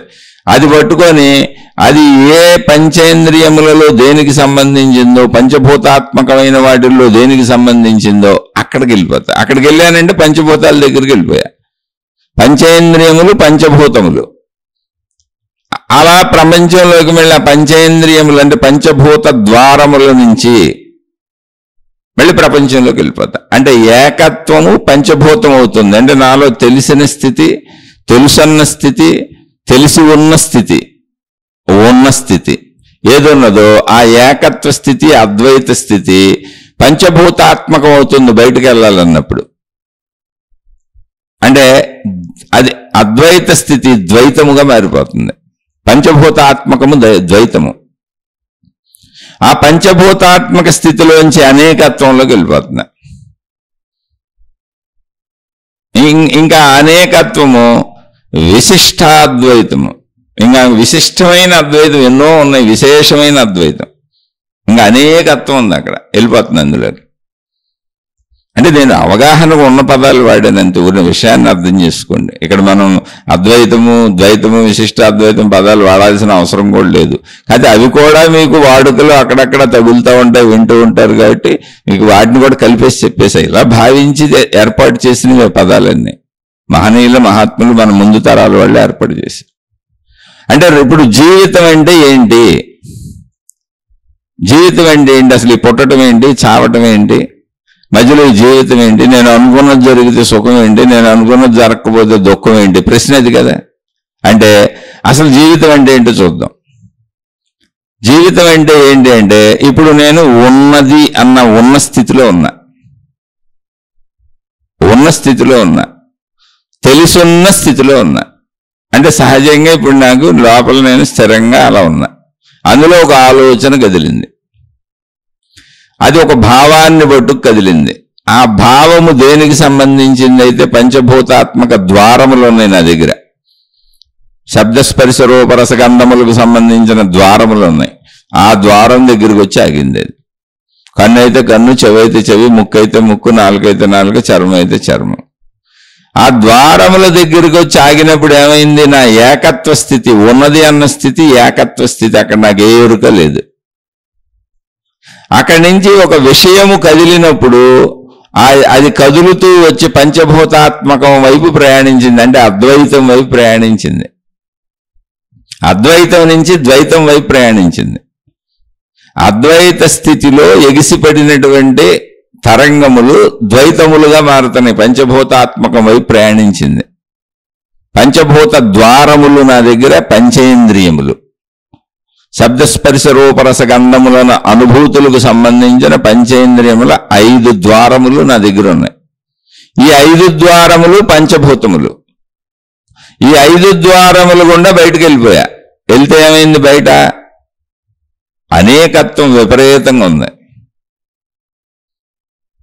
అది విశిష్టాద్వైతం. ఇంకంటే విశేషమైనటువంటి అద్వైతం ఎంత ఉంది ఇది అంటే ఇంక చెప్పడానికి లేదు. మొత్తం అద్వైతంగా ద్వైతము. విశిష్టాద్వైతం అంటే విశేషమైనటువంటి ద్వైతము. ఒక విశేషంగా ఉంది. ఊరికనే నేను దీన్ని ఆ పదాలను ఉపయోగించి మీకు ఊరికనే చెబుతున్నాను అంతే. ఆ పద ప్రయోగం ఇక్కడ అవసరం లేదు, మళ్ళీ చెబుతున్నా. విశేషంగా ద్వైతం ఉంది. మొత్తం ద్వైతమే. విభిన్నత విభిన్నత విభిన్నత విభిన్నత అనేకం కనపడుతున్నాయి అక్కడ. ఆ అనేకంలో వాటిని అనుభవిస్తూ మళ్ళీ నా పంచభూత ద్వారాల దగ్గరికి తెచ్చుకుంటున్నా. ఆ పంచభూత ద్వారాల గుండా తెలుస్తున్నది అన్న స్థితికి వెళ్తున్నా. ఆ పంచభూత ద్వారాల గుండా తెలుస్తున్నది అన్న స్థితికి వెళుతున్నప్పుడు, ఈ ద్వారము గుండా అది ప్రవేశిస్తున్నప్పుడు దాన్ని అనుభవము అనుకుంటున్నా. అంటే ఇప్పుడు విశేషముగా అనేకముగా ప్రపంచంలో సృష్టిలో కనబడుతున్నవన్నీ నా దగ్గరికి వచ్చేటప్పటికి ఏమైనా 5 అయిపోయినాయి. ఓన్లీ 5 అయిపోయినాయి. ఈ 5 ఆ ద్వారములు గుండా, పంచభూతముల ద్వారములు గుండా, శబ్దస్పర్శ రూపరసగంధముల ద్వారములు గుండా లోపలికి వస్తున్నప్పుడు అనుభవములుగా లోపలికి వస్తున్నాయి. లోపలికి వచ్చేటప్పుడు అనుభవం, అది అనుభవిస్తున్నా నేను. ఈ అనుభవించుట అనే ప్రక్రియ ద్వారా తెలియుట, తెలిసింది అనే స్థితిలోకి వెళ్ళిపోయి కూర్చుంది. అది అంటే అనుభవ అంతము తెలిసిన స్థితి, అది ఉన్న స్థితి. ఆల్రెడీ అక్కడ ఉంది, అదే తెలుసుకుంటుంది. ఏది తెలుసుకుంటుంది అంటే తెలుసుకోవడానికి అవసరమైంది అక్కడ ఆల్రెడీ ఉంది. ఆ ఉన్నది తెలుసుకుంటుంది. దేన్ని? ఈ అనుభవమును. పంచభూతాత్మకమైనటువంటి పంచభూత ద్వారములైనటువంటి శబ్దస్పర్శ రూపరస గంధములకు సంబంధించినటువంటి కళ్ళు, ముక్కు, చెవులు, నాలుక, చర్మము అనేటువంటి ద్వారముల గుండా ఆ ఉన్నది అనేది ఏది ఉన్నదో అది తెలుసుకుంటున్నది. అనుభవము ద్వారా దానికి తెలియబడి తెలిసింది అన్న స్థితిలో కలిసిపోయింది. కలిసిపోయినప్పుడు ఏకమైపోయింది. 5 రకములుగా అనుభవములు విడివిడిగా వచ్చి ఈ 5 కలిపి తెలిసిందన్న స్థితిలో ఏకమై కలిసిపోయినాయి. అక్కడ పదే పదే రిపీట్ చేసి చదువుతున్నాను, జాగ్రత్తగా అర్థం చేసుకోండి. మన శరీరంలో జరిగే ప్రాసెస్ ఇది. అంటే మళ్ళీ కలిసిపోయినప్పుడు ఏకత్వ స్థితి. మొత్తం అక్కడ ఓన్లీ ఒక స్థితే ఉంది. ఏంటి? తెలిసిన స్థితి, ఉన్న స్థితి, అంతే. అక్కడ ప్రశ్నలు లేవు. ఏం తెలిసినాయి, ఏం ఉన్నాయి ప్రశ్నలు? అది ఉన్న స్థితి. ఆ ఉన్న స్థితి ఎన్నింటినైనా దానిలో కలిపేసుకుంటుంది. ఎన్నింటినైనా ఆ తెలుసు అన్న స్థితి ఎన్నింటినైనా తెలుసుకొని దానిలో కలిపేసుకుంటుంది. అక్కడ ఏకత్వం ఉంది, అనేకత్వం లేదు, భిన్నత్వం లేదు, చర్చ లేదు అసలు. ఆ ఉన్న స్థితిలోంచి మళ్ళీ అలలు వలె ఎగిసిపడుతుంది. సముద్ర తరంగాల వలె ఆలోచనలు, భావములు ఎగిసిపడుతున్నాయి. ఎగిసిపడినప్పుడు మళ్ళీ దీన్ని పట్టుకొని ఉన్న స్థితి నుంచి కదిలింది పట్టుకొని మళ్ళీ పంచభూతములుగా అయిపోతుంది. అది కదిలి పంచభూతములు అయిపోతుంది. పంచభూత ద్వారముల దగ్గరికి వెళ్ళిపోతుంది. శబ్దస్పర్శ రూపరస గంధముల ద్వారాల దగ్గరికి వెళ్ళిపోతుంది. కన్ను దగ్గరికి, ముక్కు దగ్గరికి, చెవి దగ్గరికి. అక్కడి నుంచి మళ్ళీ బయటికి వెళ్ళి అనంత అనేకత్వం అయిపోతుంది. అదే విశిష్ట విశేషమైన అనేకత్వముగా బయట దర్శనం అవుతుంది. అంటే ప్రపంచము సృష్టిగా దర్శనం అవుతుంది. మళ్ళీ బయటకు వెళ్ళిపోతున్నాం. ఇప్పుడు ఇందులో ఏది అబద్ధం కాదు, కానీ అక్కడ పరిశీలిస్తే స్థితులు ఇదంతా కరెక్టే, కానీ స్థితులు ఆత్మజ్ఞానం స్థితిని చెబుతుంది. అంటే అద్వైతము స్థితిని చెబుతుంది, ద్వైతము స్థితిని చెబుతుంది, విశిష్టాద్వైతము స్థితిని చెబుతుంది. కానీ ఇక్కడ స్థితులు ఉన్నాయిగా. బయట విశేషంగా సృష్టి కనపడుతుంది, అనేకంగా కనపడుతుందిగా, అది స్థితి. అప్పటికే అక్కడ ఉన్నప్పుడు అది కరెక్ట్, అక్కడికే అది కరెక్ట్, బయట అది కరెక్ట్. నా దగ్గరికి వచ్చేసినప్పుడు ఈ స్థితులన్నీ ఏమైపోయినాయి, మళ్ళీ 5 అయిపోయినాయి. విశేషంగా, విశిష్టంగా, అనేకంగా ఎంతో సృష్టిగా కనపడుతుంది అంతా ఏమైపోయింది. నా దగ్గరికి వచ్చినప్పుడు పంచభూత ద్వారముల దగ్గరికి వచ్చేసినప్పుడు నా దగ్గరికి 5 అయిపోతుంది అంతే. 5 రకాలే పంచభూతములు. ఆ పంచభూత తత్వములతోనే అది లోపలికి వెళ్ళాలి. 5 రకాలుగానే వెళ్ళాలి, పంచభూతాత్మకంగానే లోపలికి వెళ్ళాలి. పంచభూతాత్మకంగా లోపలికి వెళ్ళింది ఏమవుతుంది, నా దగ్గరికి వెళ్ళిపోయి అనుభవం అయిపోయి, అనుభవం పూర్తయిపోయినాక, అనుభవం జ్ఞానం అయిపోయినాక తెలిసినది అన్న స్థితిలో ఉండిపోతుంది. తెలిసినది, తెలుస్తున్నది, తెలుసుకుంటున్నది, తెలిసినది అన్న స్థితిలో అనుభవానికి ముందేముంది అక్కడ?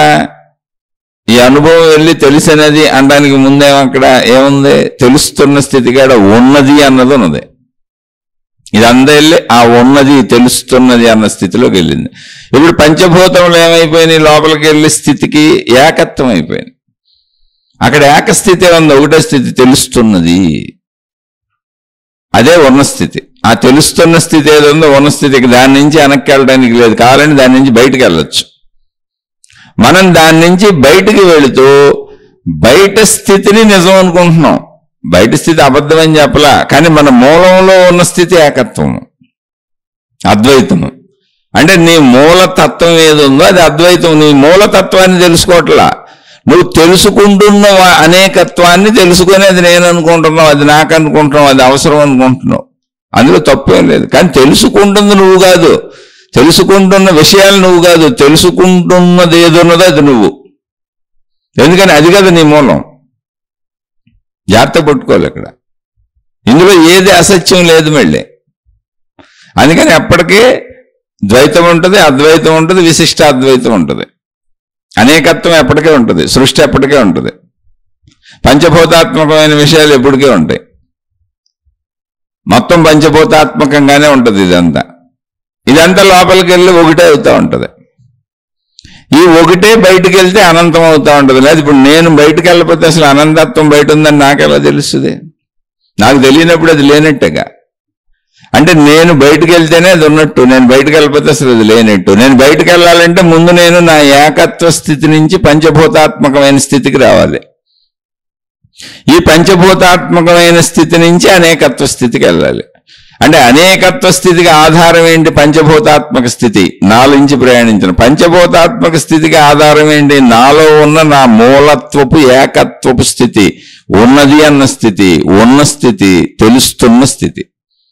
అది ఉనికి, ఉన్నానని తెలుస్తున్నది, సజీవత్వపు ఎరుక. అంటే అక్కడ ఇంకేం లేదు, ఉనికి, ఎగ్జిస్టెన్స్, ఎరుక. ఇది బయటకు వస్తే పంచభూతాత్మకం అవుతుంది, అక్కడి నుంచి ప్రయాణిస్తే అనేకం అయిపోతుంది. అనేకం ఎంతంటే అనంతపు సృష్టి. అంటే ఇప్పుడు ఈ అనంతపు సృష్టికి పంచభూతాత్మకతకి కారణం ఏంటి? అసలు నాలో ఉన్న నా మూలతత్వం, ఉన్నది అన్న స్థితి, తెలుస్తున్నది అన్న స్థితి, సజీవత్వ స్థితి, ఉనికి, ఎగ్జిస్టెన్స్. ఇది లేకపోతే అవి లేవు. అంటే అవన్నీ ఇప్పుడు దీనిపై ఆధారపడి ఉన్నాయి. ఇదే పంచభూతాత్మకం అవుతుంది, ఇదే పంచభూతాత్మకం ద్వారా అనేకత్వం అవుతుంది. ఈ పంచభూతాత్మక స్థితి నిలబడాలన్నా, అనేకత్వ స్థితి నిలబడాలన్నా ఆ స్థితులను గుర్తిస్తున్న, తెలుస్తున్న స్థితి ఉండాలి. ఇక్కడ మూల స్థితి అది ఏకత్వంగానే ఉంది. అందుకని నీ మూలతత్వము, నీ సంపూర్ణత్వము ఏకత్వము. నీ మూలతత్వము, నీ సంపూర్ణత్వము ఏకత్వము.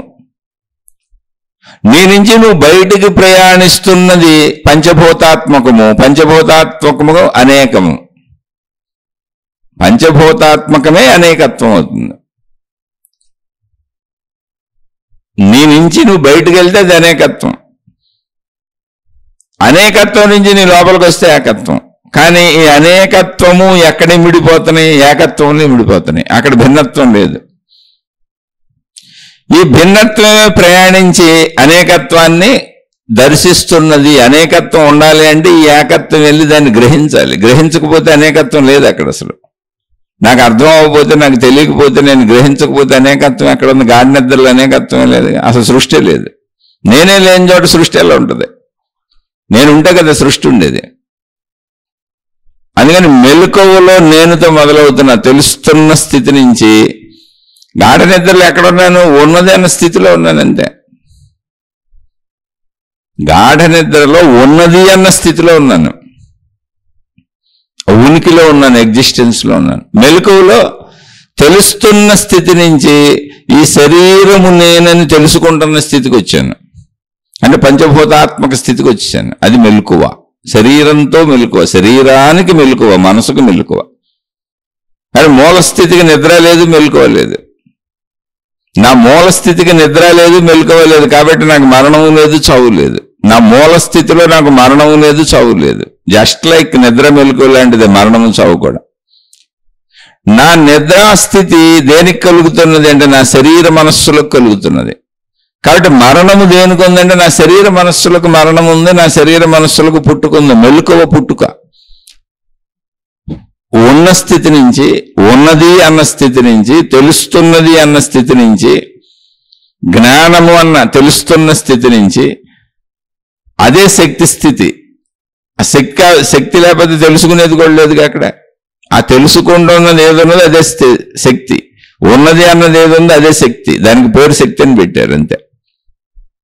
అక్కడి నుంచి నేను మెలకువలోకి వచ్చాను. అంటే నేను అంతకుముందు ఎలా ఉన్నాను? తెలుస్తున్న స్థితిగా ఉన్నాను, ఉన్న స్థితిగా ఉన్నాను, జ్ఞాన స్థితిగా ఉన్నాను, శక్తి స్థితిగా ఉన్నాను. అదే సత్యము. అంటే నా మూల స్థితి ఏదున్నదో అది అద్వైతము, అది ఏకత్వము, అదే సత్యము, అదే జ్ఞానం. అందుకే సత్యం, జ్ఞానం, అనంతం, బ్రహ్మ పేర్లు. అదే జ్ఞానము, అదే సత్యము, అదే బ్రహ్మము. అది ఎంత అంటే ఎంత అంత అని చెప్పడానికి లేదు. అనంతం, ఎంతటినైనా గ్రహించగలిగింది అదే. అది ఎంతైనా కానివ్వండి, దాన్ని గ్రహించగలిగింది ఇదే. సృష్టి ఎంతైనా కానివ్వండి, దాన్ని గ్రహించగలిగింది ఇదే, దాన్ని తెలుసుకోగలిగింది ఇదే. ఇది ఉంటేనే అది ఉంది, లేకపోతే లేదు. అనంతము. అక్కడి నుంచి మెలుకు అంటే పుట్టాను నేను. తెలియబడుతుంది శరీరము నేనని తెలుసుకున్నాను, ఈ మనసు నేనని తెలుసుకున్నాను. శరీర మనస్సుల కలయికతో పుట్టాను ఇప్పుడు నేను. ఆ పుట్టుకతో రాత్రి వరకు సాగాను, అన్ని చేసుకుంటూ సాగాను, సృష్టిలో సాగాను. పంచభూతాత్మక శరీరముతో పంచేంద్రియ ద్వారములను ఉపయోగించుకుంటూ విశేష అనేకముగా ఉన్నటువంటి సృష్టిలో సాగాను. రాత్రి వరకు ప్రయత్నించాను, అనుభవించాను, అన్ని చూసుకుంటా రాత్రి వరకు అన్ని లోపలేసుకుంటున్నాను. ప్రయత్నం ద్వారా అన్ని రకాలుగా లోపలేసుకుంటున్నాను. మళ్ళీ గాఢ నిద్రలోకి ఏమైంది? రాత్రికి శరీరం నిద్రపోయింది, నిదానంగా మనసు నిద్రపోయింది. శరీర మనసులో నేను నిద్రపెట్టే ముందు శరీరం నిద్రపోయినాక మనసు కదిలింది. అది స్వప్నలోకం. అది మన మానసిక లోకంలో అది కరెక్టే, అబద్ధం కాదు, అది నిజమే. అందుకే నాకు శరీరంలో మానసిక లోకంలో శరీరం నిద్రపోయినా నేను మళ్ళీ మానసిక లోకంలో సుఖ దుఃఖ భయ బాధలు అన్నింటికి లోనవుతూ ఉంటాను. ఆనందాలకు లోనవుతాను, సుఖాలకు లోనవుతాను, భయాలకు లోనవుతాను, కళలన్నీ నిజంగానే అనుభవిస్తాను. కానీ శరీర మెలకువ వచ్చినాక మాత్రమే అది కళ అంటాను. అంటే శరీర మనో కలయికలు సంపూర్ణ జాగ్రత్త అవస్థగా తీసుకున్నాను. శరీరము నిద్రపోయి మనసు ఒక్కటే తిరుగుతున్నప్పుడు దాన్ని స్వప్నావస్థ అని పేరు పెట్టాను. ఈ రెండు కూడా నిద్రపోతే సుషుప్తి, గాఢ నిద్ర అన్నాను. గాఢ నిద్రలో ఉన్నదేంటి అంటే ఉన్నది అన్న స్థితి ఉందంతే. ఉన్నది అన్న స్థితి ఉందంతే అక్కడ. దీన్ని కేవలం ఇలా జ్ఞానం ద్వారా అర్థం చేసుకుంటే నా లోపలికి వస్తే నా మూలతత్వము అద్వైతము, నా మూలము ఏకత్వము. ఆ మూలము నుంచి సాగే నా ప్రయాణము, నా మెలకువ పుట్టుక, నా గాఢ నిద్రాస్థితి మరణము, ఈ మధ్యలోది జీవితము. అది మామూలు పుట్టుక మరణమైనా అంతే, శరీరపరమైన పుట్టుక శరీరపరమైన వృద్ధాప్యం తర్వాత చావైనా ఇంతే, ఇలాగే ఉంటుంది సేమ్. నిద్ర అయినా ఇంతే. నిద్ర ప్రతిరోజు ఒక చిన్న మరణం, ప్రతిరోజు ఒక కొత్త జన్మ. ప్రతిరోజు కొత్త జన్మ. లెగుస్తామో లేకపోతే తెలియదుగా, నేనే నాకు తెలియదుగా. అసలు గాఢ నిద్రలో నేనే నాకు తెలియదుగా. నా సమస్తాన్ని వదిలేస్తున్నాకంటే మరణమేగా. మళ్ళీ మెలకువ వచ్చి మళ్ళీ అన్ని తగిలించుకుంటుంది, మళ్ళీ జీవితం ప్రారంభమైంది. ఇది జీవితము అంటే. జీవితం అంటే నా మూలతత్వము నుంచి పంచేంద్రియ ద్వారముల గుండా పంచేంద్రియ తత్వములతో అనేకమైనటువంటి విశేషమైనటువంటి సృష్టిలోకి విభిన్నమైనటువంటి విభేదమైనటువంటి విరోధమైనటువంటి అనేకముతో కూడిన సృష్టిలోకి ప్రయాణించి ప్రయాణించి ప్రయాణించి రాత్రి వరకు గాఢ నిద్ర వరకు తిరుగుతూ ఉంటాను. అది జీవిస్తానంట. మళ్ళీ వెనక్కి వచ్చేస్తాను, మళ్ళీ మరణిస్తాను. నిద్ర అనే దాంతో మరణించిపోతాను. ఇదే జీవితం. అది మామూలు జీవి మాతృగర్భంలోంచి పుట్టి శ్మశానంలో కాలిపోయే వరకు లేదా పూడ్చిపెట్టే వరకు జరిగేది ఏదుందో ఆ మరణము ఈ నిద్ర రెండు ఒకటే. ఈ మధ్యలో జీవితం. జీవితం అంటే ఏమిటి? ఇదే జీవితం. ఈ జీవితం అనేది నువ్వు బయటకు వచ్చినప్పుడు అనుభవించేది. నువ్వు నీ మూలతత్వాన్ని అంగీకరించి తెలుసుకుంటే నువ్వు అక్కడ ఏకత్వంగానే ఉన్నావు. నీకు అసలు మరణమే లేదు. మూలతత్వంలో మరణించేది ఏమి లేదు. ఎందుకంటే సృష్టి లేదు అక్కడ, అనేకత్వం లేదు అసలు అక్కడ. అక్కడ అనుభవించేది కూడా లేదు అక్కడ ఇంద్రియములు కూడా లేవు, అక్కడ పంచభూతాత్మకమైన స్థితులు కూడా లేవు, అవి కూడా కలిసిపోయిన ఏకత్వమే ఉంది అక్కడ. ఆ ఏకత్వ స్థితి నా మూల స్థితి. ఆ ఏకత్వ స్థితిలో ఏమున్నది? ఉన్నది అన్నది ఉన్నది, తెలుస్తున్నది అన్నది ఉన్నది. అదే జ్ఞానము, అదే సత్యము. ఆ సత్యము నుంచి బయటికి చేసే ప్రయాణము సృష్టి జీవితము. మళ్ళీ తిరిగి వచ్చి ఆ సత్యములో కలిసిపోవటము, ఈ మధ్యలో అదంతా జీవితం.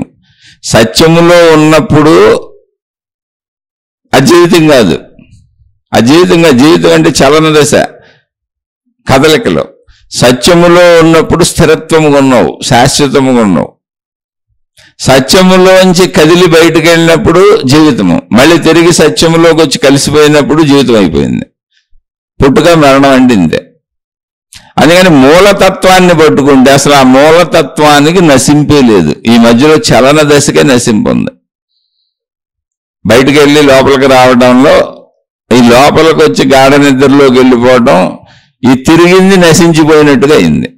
పొద్దున్న నుంచి జీవించిన జీవితం ఏది ఉందో అదంతా నశించిపోయింది, ఇప్పుడు లేదు. గాఢ నిద్రలోకి వెళ్ళిపోయాను. మళ్ళీ మెలకు వచ్చి ప్రపంచంలోకి వెళ్ళి తిరుగుతున్నాను. ఈ శరీరం నేను, ఈ మనస్సు నేనని మళ్ళీ పుట్టాను. ఈ పుట్టుక చావుల మధ్యదే జీవితం.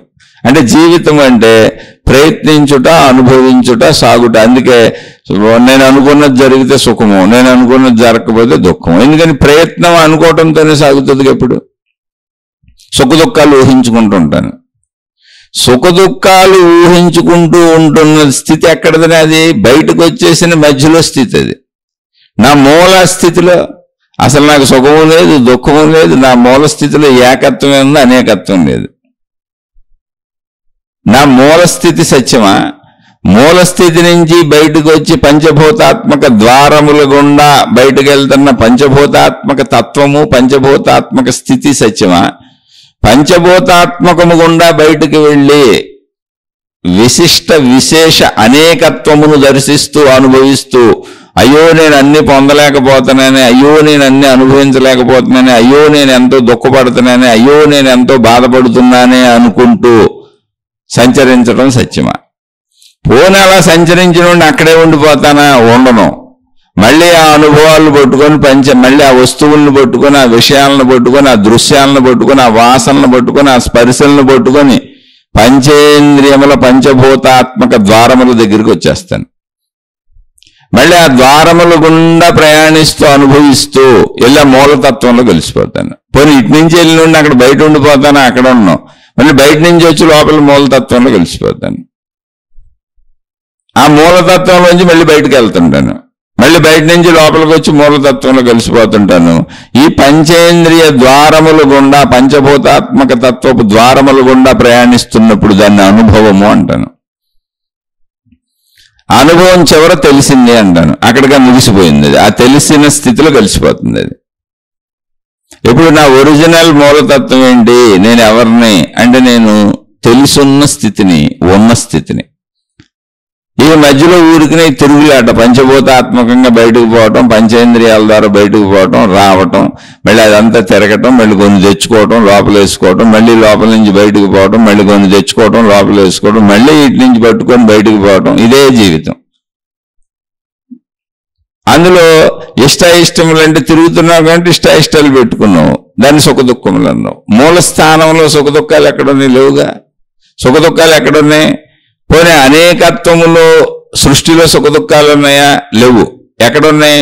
పంచేంద్రియ ద్వారములు గుండా లోపలకు ప్రవేశించేటప్పుడు కలుగుతున్న అనుభవ భావాలను సుఖదుఖాలుగా మార్చుకున్నాయి. మూలతత్వంలో సుఖదుఖాలు లేవు. మూలతత్వాన్ని దాటి పంచేంద్రియ ద్వారాలను దాటి ప్రపంచంలోకి వెళ్తే సుఖదుఖాలు లేవు. అనేకత్వం దాని ఇష్టం వచ్చినట్టుంది. మరి సుఖదుఖాలు ఎక్కడ ఉన్నాయి? ఇది ఈ మధ్యలో ఉన్నాయి. పంచేంద్రియ ద్వారాల నుంచి మూలతత్వంలోకి వెళ్తున్నప్పుడు దానికి అనుభవము అని పేరు పెట్టా.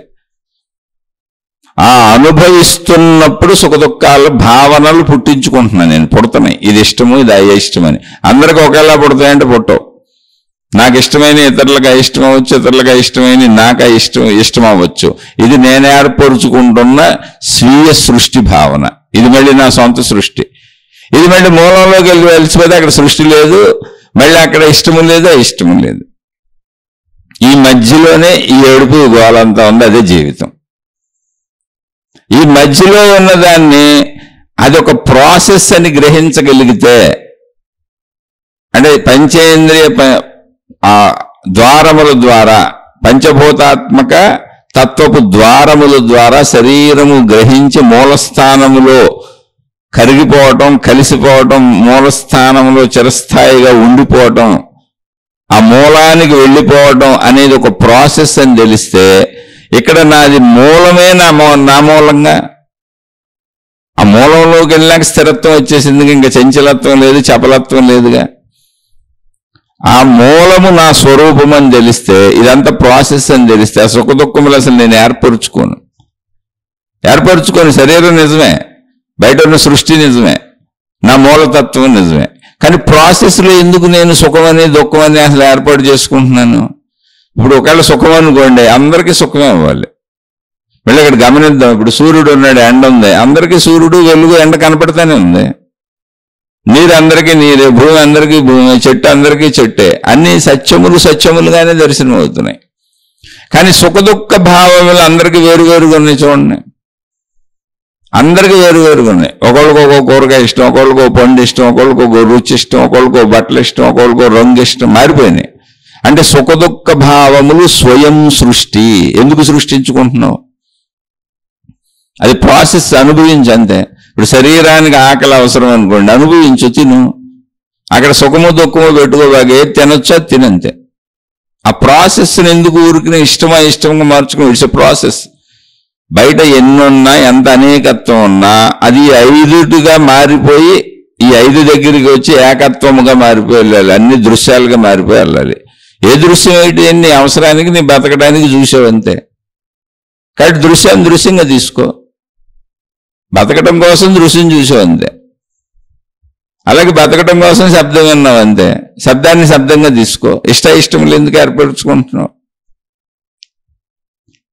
ఈ వివేకము మేల్కొల్పటమే ఆధ్యాత్మికత. అది ప్రాసెస్. అది ప్రాసెస్. శరీరం అలాగే పనిచేస్తుంది. శరీరం సత్యమే, అసత్యం కాదు. అది అలాగే పనిచేస్తుంది. బయట ఉన్న సృష్టి సత్యమే, అదే అసత్యం కాదు. అది అలాగే ఉంటుంది ఎప్పటికే. కానీ ఇవన్నీ వచ్చిన మూలతత్వంలో, ఏకత్వంలో కలిసిపోతాయి. ఆ ఏకత్వంలో అనేకత్వం ఉండదు.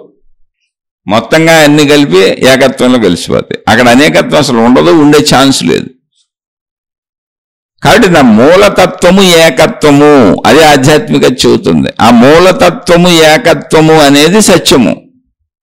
నువ్వు ప్రాసెస్ని సత్యం అనుకున్నావు. ప్రాసెస్ ఎప్పుడు మారిపోతూ ఉంటుంది, నశించిపోతూ ఉంటుంది. ప్రాసెస్ ఏముంది? ఇప్పుడు నేను తెచ్చుకున్నాను, ఒక పదార్థం తెచ్చుకున్నాను, బయట ఉన్నప్పుడు సత్యము. ఒక పండు కొనుక్కున్నాను, చెట్టుకుంది, లేదా పండు చెట్టుకుంది, సత్యము. దాన్ని కోసుకున్నాను, సత్యము. దాన్ని నా ఇంద్రియముల దగ్గరికి నోటికి తెచ్చుకున్నాను, సత్యము. దాన్ని కొరుక్కొని తినటం మొదలు పెట్టాను, సత్యము. దాని రుచి తెలుస్తున్నది, సత్యము. ఆ రుచిని గ్రహించుకుంటూ అది లోపలికి వెళ్ళి తెలిసింది అన్న స్థితిలో, ఉన్న స్థితిలో కలిసిపోయింది, ఆ శక్తి స్థితిలో అనుభవముగా. అంటే తింటున్నప్పుడు అనుభవం, అది ప్రాసెస్. అది ఇప్పుడు ఆ ప్రాసెస్కి పండు తిన్నావు కదా, అది బాగుంది బాగోలేదని విచక్షణ నీకెందుకు? నీకు ఆ శరీరానికి ఏం కావాలో అది తినేసి హాయిగా ఉండొచ్చుగా. ఇప్పుడు హాయిగా ఉన్నావు అనుకో, బాగుంది బాగోలేదు పెట్టలేదు అనుకో, అయిపోయింది, అది వెళ్ళి మూలంలో కలిసిపోయింది, ఏకమైపోయింది, పండు నశించిపోయింది. పండు లేదు, నశించిపోయింది. అలా సృష్టిలో అన్ని నశించిపోతా ఉంటే మళ్ళీ వస్తూ ఉంటాయి, అది కూడా సత్యమే. కానీ మూలతత్వంలో నశింపు లేదు, మూలతత్వంలో గ్రహింపు ఒకటే ఉంది. ఆ ఉనికిలో కలిసిపోతాయి అన్నీ వచ్చి. అన్నీ వచ్చి నా మూలతత్వంలో కలిసిపోయి ఏకమైపోతున్నప్పుడు, నా మూలతత్వం అసలు చెక్కు చెదరినప్పుడు, నా మూలతత్వానికి నశింపనేదే లేనప్పుడు, నా మూలతత్వం సర్వసమర్థమై ఎంత అనేకత్వాన్నైనా గ్రహించగలిగింది అయినప్పుడు నేను మూలతత్వంలో కూర్చోవాలా, పంచభూతాత్మక శరీరంలో కూర్చోవాలా, పంచేంద్రియ ద్వారముల ద్వారా బయటికి వెళ్ళే శరీరంలో కూర్చోవాలా, అనేకత్వపు ప్రపంచంలో కూర్చోవాలి? ఒకసారి ఆలోచించండి. ఇందులో విలువైనది ఏది? జస్ట్ విలువైనది ఏది? ఏది లేకపోతే నాకు ఏదీ తెలియదో, ఏది లేకపోతే నేనేమీ గ్రహించలేను, ఏది లేకపోతే అసలు ఈ సృష్టి ఉండదో, ఈ సృష్టి ఉన్నట్టు నాకు అనిపించదో, అసలు నేనున్నట్టే నాకు అనిపించదో, అది కదా విలువైంది. అది ఉంటే కదా ఇవన్నీ ఉంది, అది ఉంటే కదా నేను అసలు ఉంది, నేనుంటే కదా ఈ పంచభూతాత్మక ద్వారములు ఉంది, నేనుండి ఈ పంచభూతాత్మక ద్వారములు ఉండే ఆ నేను ఆ గ్రహిస్తే కదా, ఆ తెలుసుకుంటున్నది తెలుసుకుంటే కదా ఇంత సృష్టి ఉందని తెలియబడేది. కాబట్టి ఇందులో విలువైనది నా మూలతత్వం. కానీ నేను విలువైనది బయట ఉన్నటువంటి సృష్టి అని, అక్కడ విలువైన వస్తువులు ఉన్నాయని, డబ్బులు ఉన్నాయని, వజ్రాలు వైడూర్యాలు బంగారాలు వస్తువులు విషయాలు ఇంద్రియ భోగాలు ఉన్నాయని అక్కడికి పోతున్నా. వెళ్ళటం తప్పు కాదు, కానీ విలువైన దానికి విలువ ముందు ఇవ్వాలి. ఏది ఎంత విలువ తక్కువదో దానికి అంత విలువ తక్కువే ఇవ్వాలి. విలువైనది ఏంటి? నా మూలతత్వం. అది లేకపోతే అసలు నా శరీర ఉనికి, నా మనో ఉనికి కూడా నాకు తెలియదు.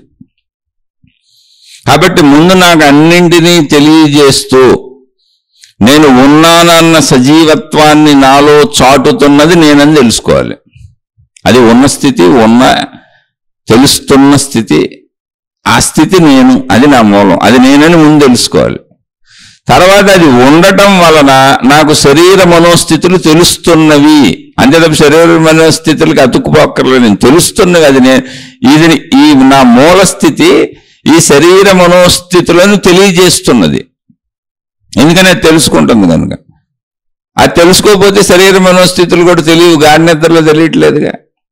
కాబట్టి తెలుస్తున్న స్థితిని నేనుగా భావించుకొని, అది తెలియజేస్తున్న శరీర మనస్సులు నా ఉపకరణములుగా భావించుకోవాలి. నేను శరీర మనస్సులు అబద్ధాలేం కాదు, సెకండ్ ఇంపార్టెన్స్.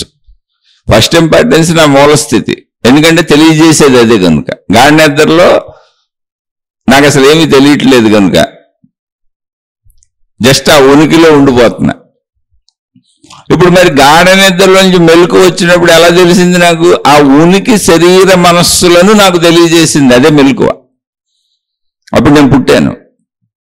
కాబట్టి నా రెండవ ఇంపార్టెన్స్ స్థితి ఏంటంటే నా మనస్సు శరీరములు. అదేం తప్పు కాదు, ఉన్నాయి మనోశరీరాలు అక్కడే ఉన్నాయి, ఎందుకు లేవు? బ్రహ్మసత్యం జగత్ మిథ్య అంటే, మిథ్య అంటే లేనిదని కాదు, నువ్వు ఊహించుకుంటున్నావు మాయా అని కాదు, అక్కడ ఏదో లేదని కాదు. మిథ్య అంటే అది శాశ్వతముగా ఉండదు, మార్పు చెందిపోతూ ఉంటుంది, ఒకే రకముగా ఉండదు, స్థిరముగా ఉండదు అని. అది మిథ్య అంటే. నా మూలస్థానం ఎప్పుడు శాశ్వతంగా ఉంటుంది, స్థిరముగా ఉంటుంది, అందుకని దీనికి మిథ్య అని వాడారు. ఉన్న స్థితి ఏదుందో, తెలుస్తున్న స్థితి ఏదుందో, తెలుసుకుంటున్న స్థితి ఏదుందో, జ్ఞానస్థితి ఏదుందో, శక్తి స్థితి ఏదుందో, ప్రాణశక్తి స్థితి ఏదుందో, ఆత్మశక్తి స్థితి ఏదుందో, విశ్వశక్తి స్థితి ఏదుందో, దైవశక్తి స్థితి ఏదుందో, సృష్టి శక్తి స్థితి ఏదుందో, ప్రకృతి శక్తి స్థితి ఏదుందో, నాలో ఉన్న స్థితి అదే. ఆ ఉన్న స్థితి ఏదుందో అది ఎప్పుడు అలాగే ఉంది. దాంట్లో చెక్కు చెదరటం అనేది ఉండదు, దాంట్లో నశింపు ఉండదు, దాంట్లో తరగటం పెరగటం ఉండదు, ఏం ఉండవు. అది తెలియజేస్తుంది మెలకువలో. అది శరీర సంపర్కము కలగడం వల్ల శరీరం నిద్రపోయింది, మనసు నిద్రపోయింది. ఇప్పుడు శరీర మనస్సులు మళ్ళీ దాని ద్వారా మేల్కొంటున్నాయి, తెలుసుకునే ప్రయత్నం జరుగుతుంది. కనుక నా మూల స్థితి, నా మొదటి స్థితి నేను. అది నా నేనుకి శరీర మనస్సులు ఉపకరిస్తున్నాయి, సహకరిస్తున్నాయి. అది కూడా నిజమే. కాబట్టి శరీర మనస్సులు కూడా నేనే, నా రెండవ నేను, నాలో నేను. నా మొదటి నేను, నా మొత్తము ఉనికి, ఎగ్జిస్టెన్స్, ప్రాణశక్తి ఉన్నది అన్న స్థితి, మూల స్థితి. ఆ మూల స్థితి ఉండటం చేత శరీర మనస్సులు నాకు తెలియబడుతున్నాయి, నేననేది నాకు తెలుస్తుంది. కనుక నా నేను యొక్క సంపూర్ణత్వము నా మూల స్థితి, నా నేను యొక్క పరిమితత్వము నా మనోశరీరాలు. అది కూడా నేనే, కానీ పరిమితత్వం అది మార్పు చెందిపోతూ ఉంటుంది. మిథ్య అంటే అది నిరంతరం శరీర మనస్సులు చలిస్తూ మార్పుకు లోనైపోతూ ఉంటాయి. మిథ్య అంటే ఒకే స్థితిలో ఒకే రకంగా చెక్కు చెదరకుండా స్థిరముగా శాశ్వతముగా ఉండవు అని. అవి నిరంతరం మార్పులకు లోనవుతాయి. అక్కడి నుంచి నేను పంచేంద్రియ ద్వారములు గుండా ప్రపంచంలోకి వెళ్ళిపోతుంటాను. అక్కడ విశేషమైన విశిష్టమైన అనేకత్వాన్ని అనుభవిస్తూ చూస్తూ ఉంటాను. ఒకవేళ ఇదంతా మర్చిపోయి అందులో కలిసిపోయాను అనుకో, ప్రపంచంలో మొత్తం అనేకత్వమే నేనని అనిపిస్తుంది. అదంతా నేను అనుభవించలేకపోతున్నానని అనిపిస్తుంది. అదంతా అనుభవించాలన్న ప్రయాస కలుగుతుంది. దాన్ని ఎవరైనా సాధించుకోవాలని ప్రపంచంలో విపరీతంగా తిరుగుతూ ఉంటా. తిరిగే వాళ్ళందరూ వాళ్ళే, నేను కూడా అదే. అక్కడ ఇరుక్కుపోతావా? ఇప్పుడు జాగ్రత్తగా చూసుకుని నువ్వు వెళ్ళి ప్రపంచంలో ఇరుక్కుపోతావా? అప్పుడు అది సత్యం అయిపోద్ది నీకు. అవన్నీ పొందేయాలనిపిస్తుంది, పొందితే సుఖం అనిపిస్తుంది, పొందపోతే దుఃఖం అనిపిస్తుంది. జీవితం ఇంతే. ఇప్పుడు నీ జీవితాన్ని తీసుకెళ్లి ప్రపంచంలో ఇరికిస్తావా, లేదా నీ జీవితాన్ని నీ శరీరమే కదా అనుభవించేది? మనోశరీరాల ఎరుక కలిగినాక కదా అనుభవం వస్తుంది అసలు నేనని. ఇక్కడుండి ఈ శరీరమే నేను అనుకొని, ఈ శరీరానికి మళ్ళీ అవన్నీ కావాలనుకొని శరీరంలో గాఢంగా ఇరుక్కుపోతావా, లేదా బయట ప్రపంచంలో గాఢంగా ఇరుక్కుపోతావా? ఎక్కడ ఇరుక్కుపోయినా ఇరుక్కుపోతాం. ఎందుకంటే శరీరంలో ఇరుక్కుపోయినా మళ్ళీ ప్రపంచంలోకి వెళ్ళి అనుభవిద్దాం ఉంటుంది. అది పంచేంద్రియాల పంచభూతముల తత్వ ద్వారములు అవి. శరీరం నేనంటది, కానీ అదే ఆగదుగా శరీరం నిరంతరం మారిపోద్ది. మనసు నిరంతరం ఆలోచనలు కదిలిపోతూ ఉంటాయి. స్థిరత్వం లేదు దానికి కూడా. మళ్ళీ దానికి అన్ని అందించాలి, దాన్ని సుఖపెట్టాలి, దానికి భోగాలు కల్పించాలి, దాన్ని బ్రతికించాలి, జీవించాలి, జీవించిన అనుభూతి కలగాలి, జీవిస్తున్నట్టు అనిపించాలంటే ప్రపంచంలోకి వెళ్ళాలి. అక్కడ ఇరుక్కుపోతావా? శరీరంలో ఇరుక్కుపోతావా? మనసులో ఇరుక్కుపోతావా? మొత్తంగా ప్రపంచంలో ఇరుక్కుపోతావా? లేదు, ఈ రెండు స్థితులు దాటుకుంటూ వచ్చి మూల స్థితిలో కూర్చుంటావా?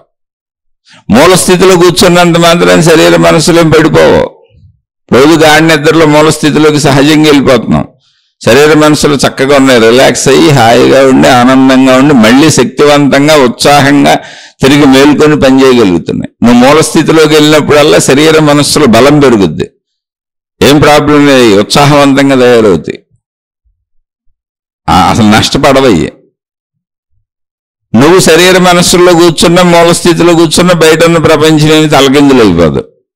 అది ఉందో లేదో నీకు తెలియదు అంతే. దాని గొడవ దానిదే, నీ గొడవ నీదే. కాబట్టి నువ్వు ఎక్కడ ఇరుక్కుపోతావో అదంతా నీ జీవితం.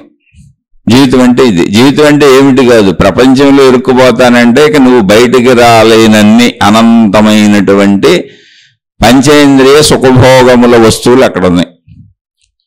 ఇంకా అక్కడికి వెళ్ళి ఇరుక్కుపో, నీ ఇష్టం. ఆడి చుట్టూ తిరుగు.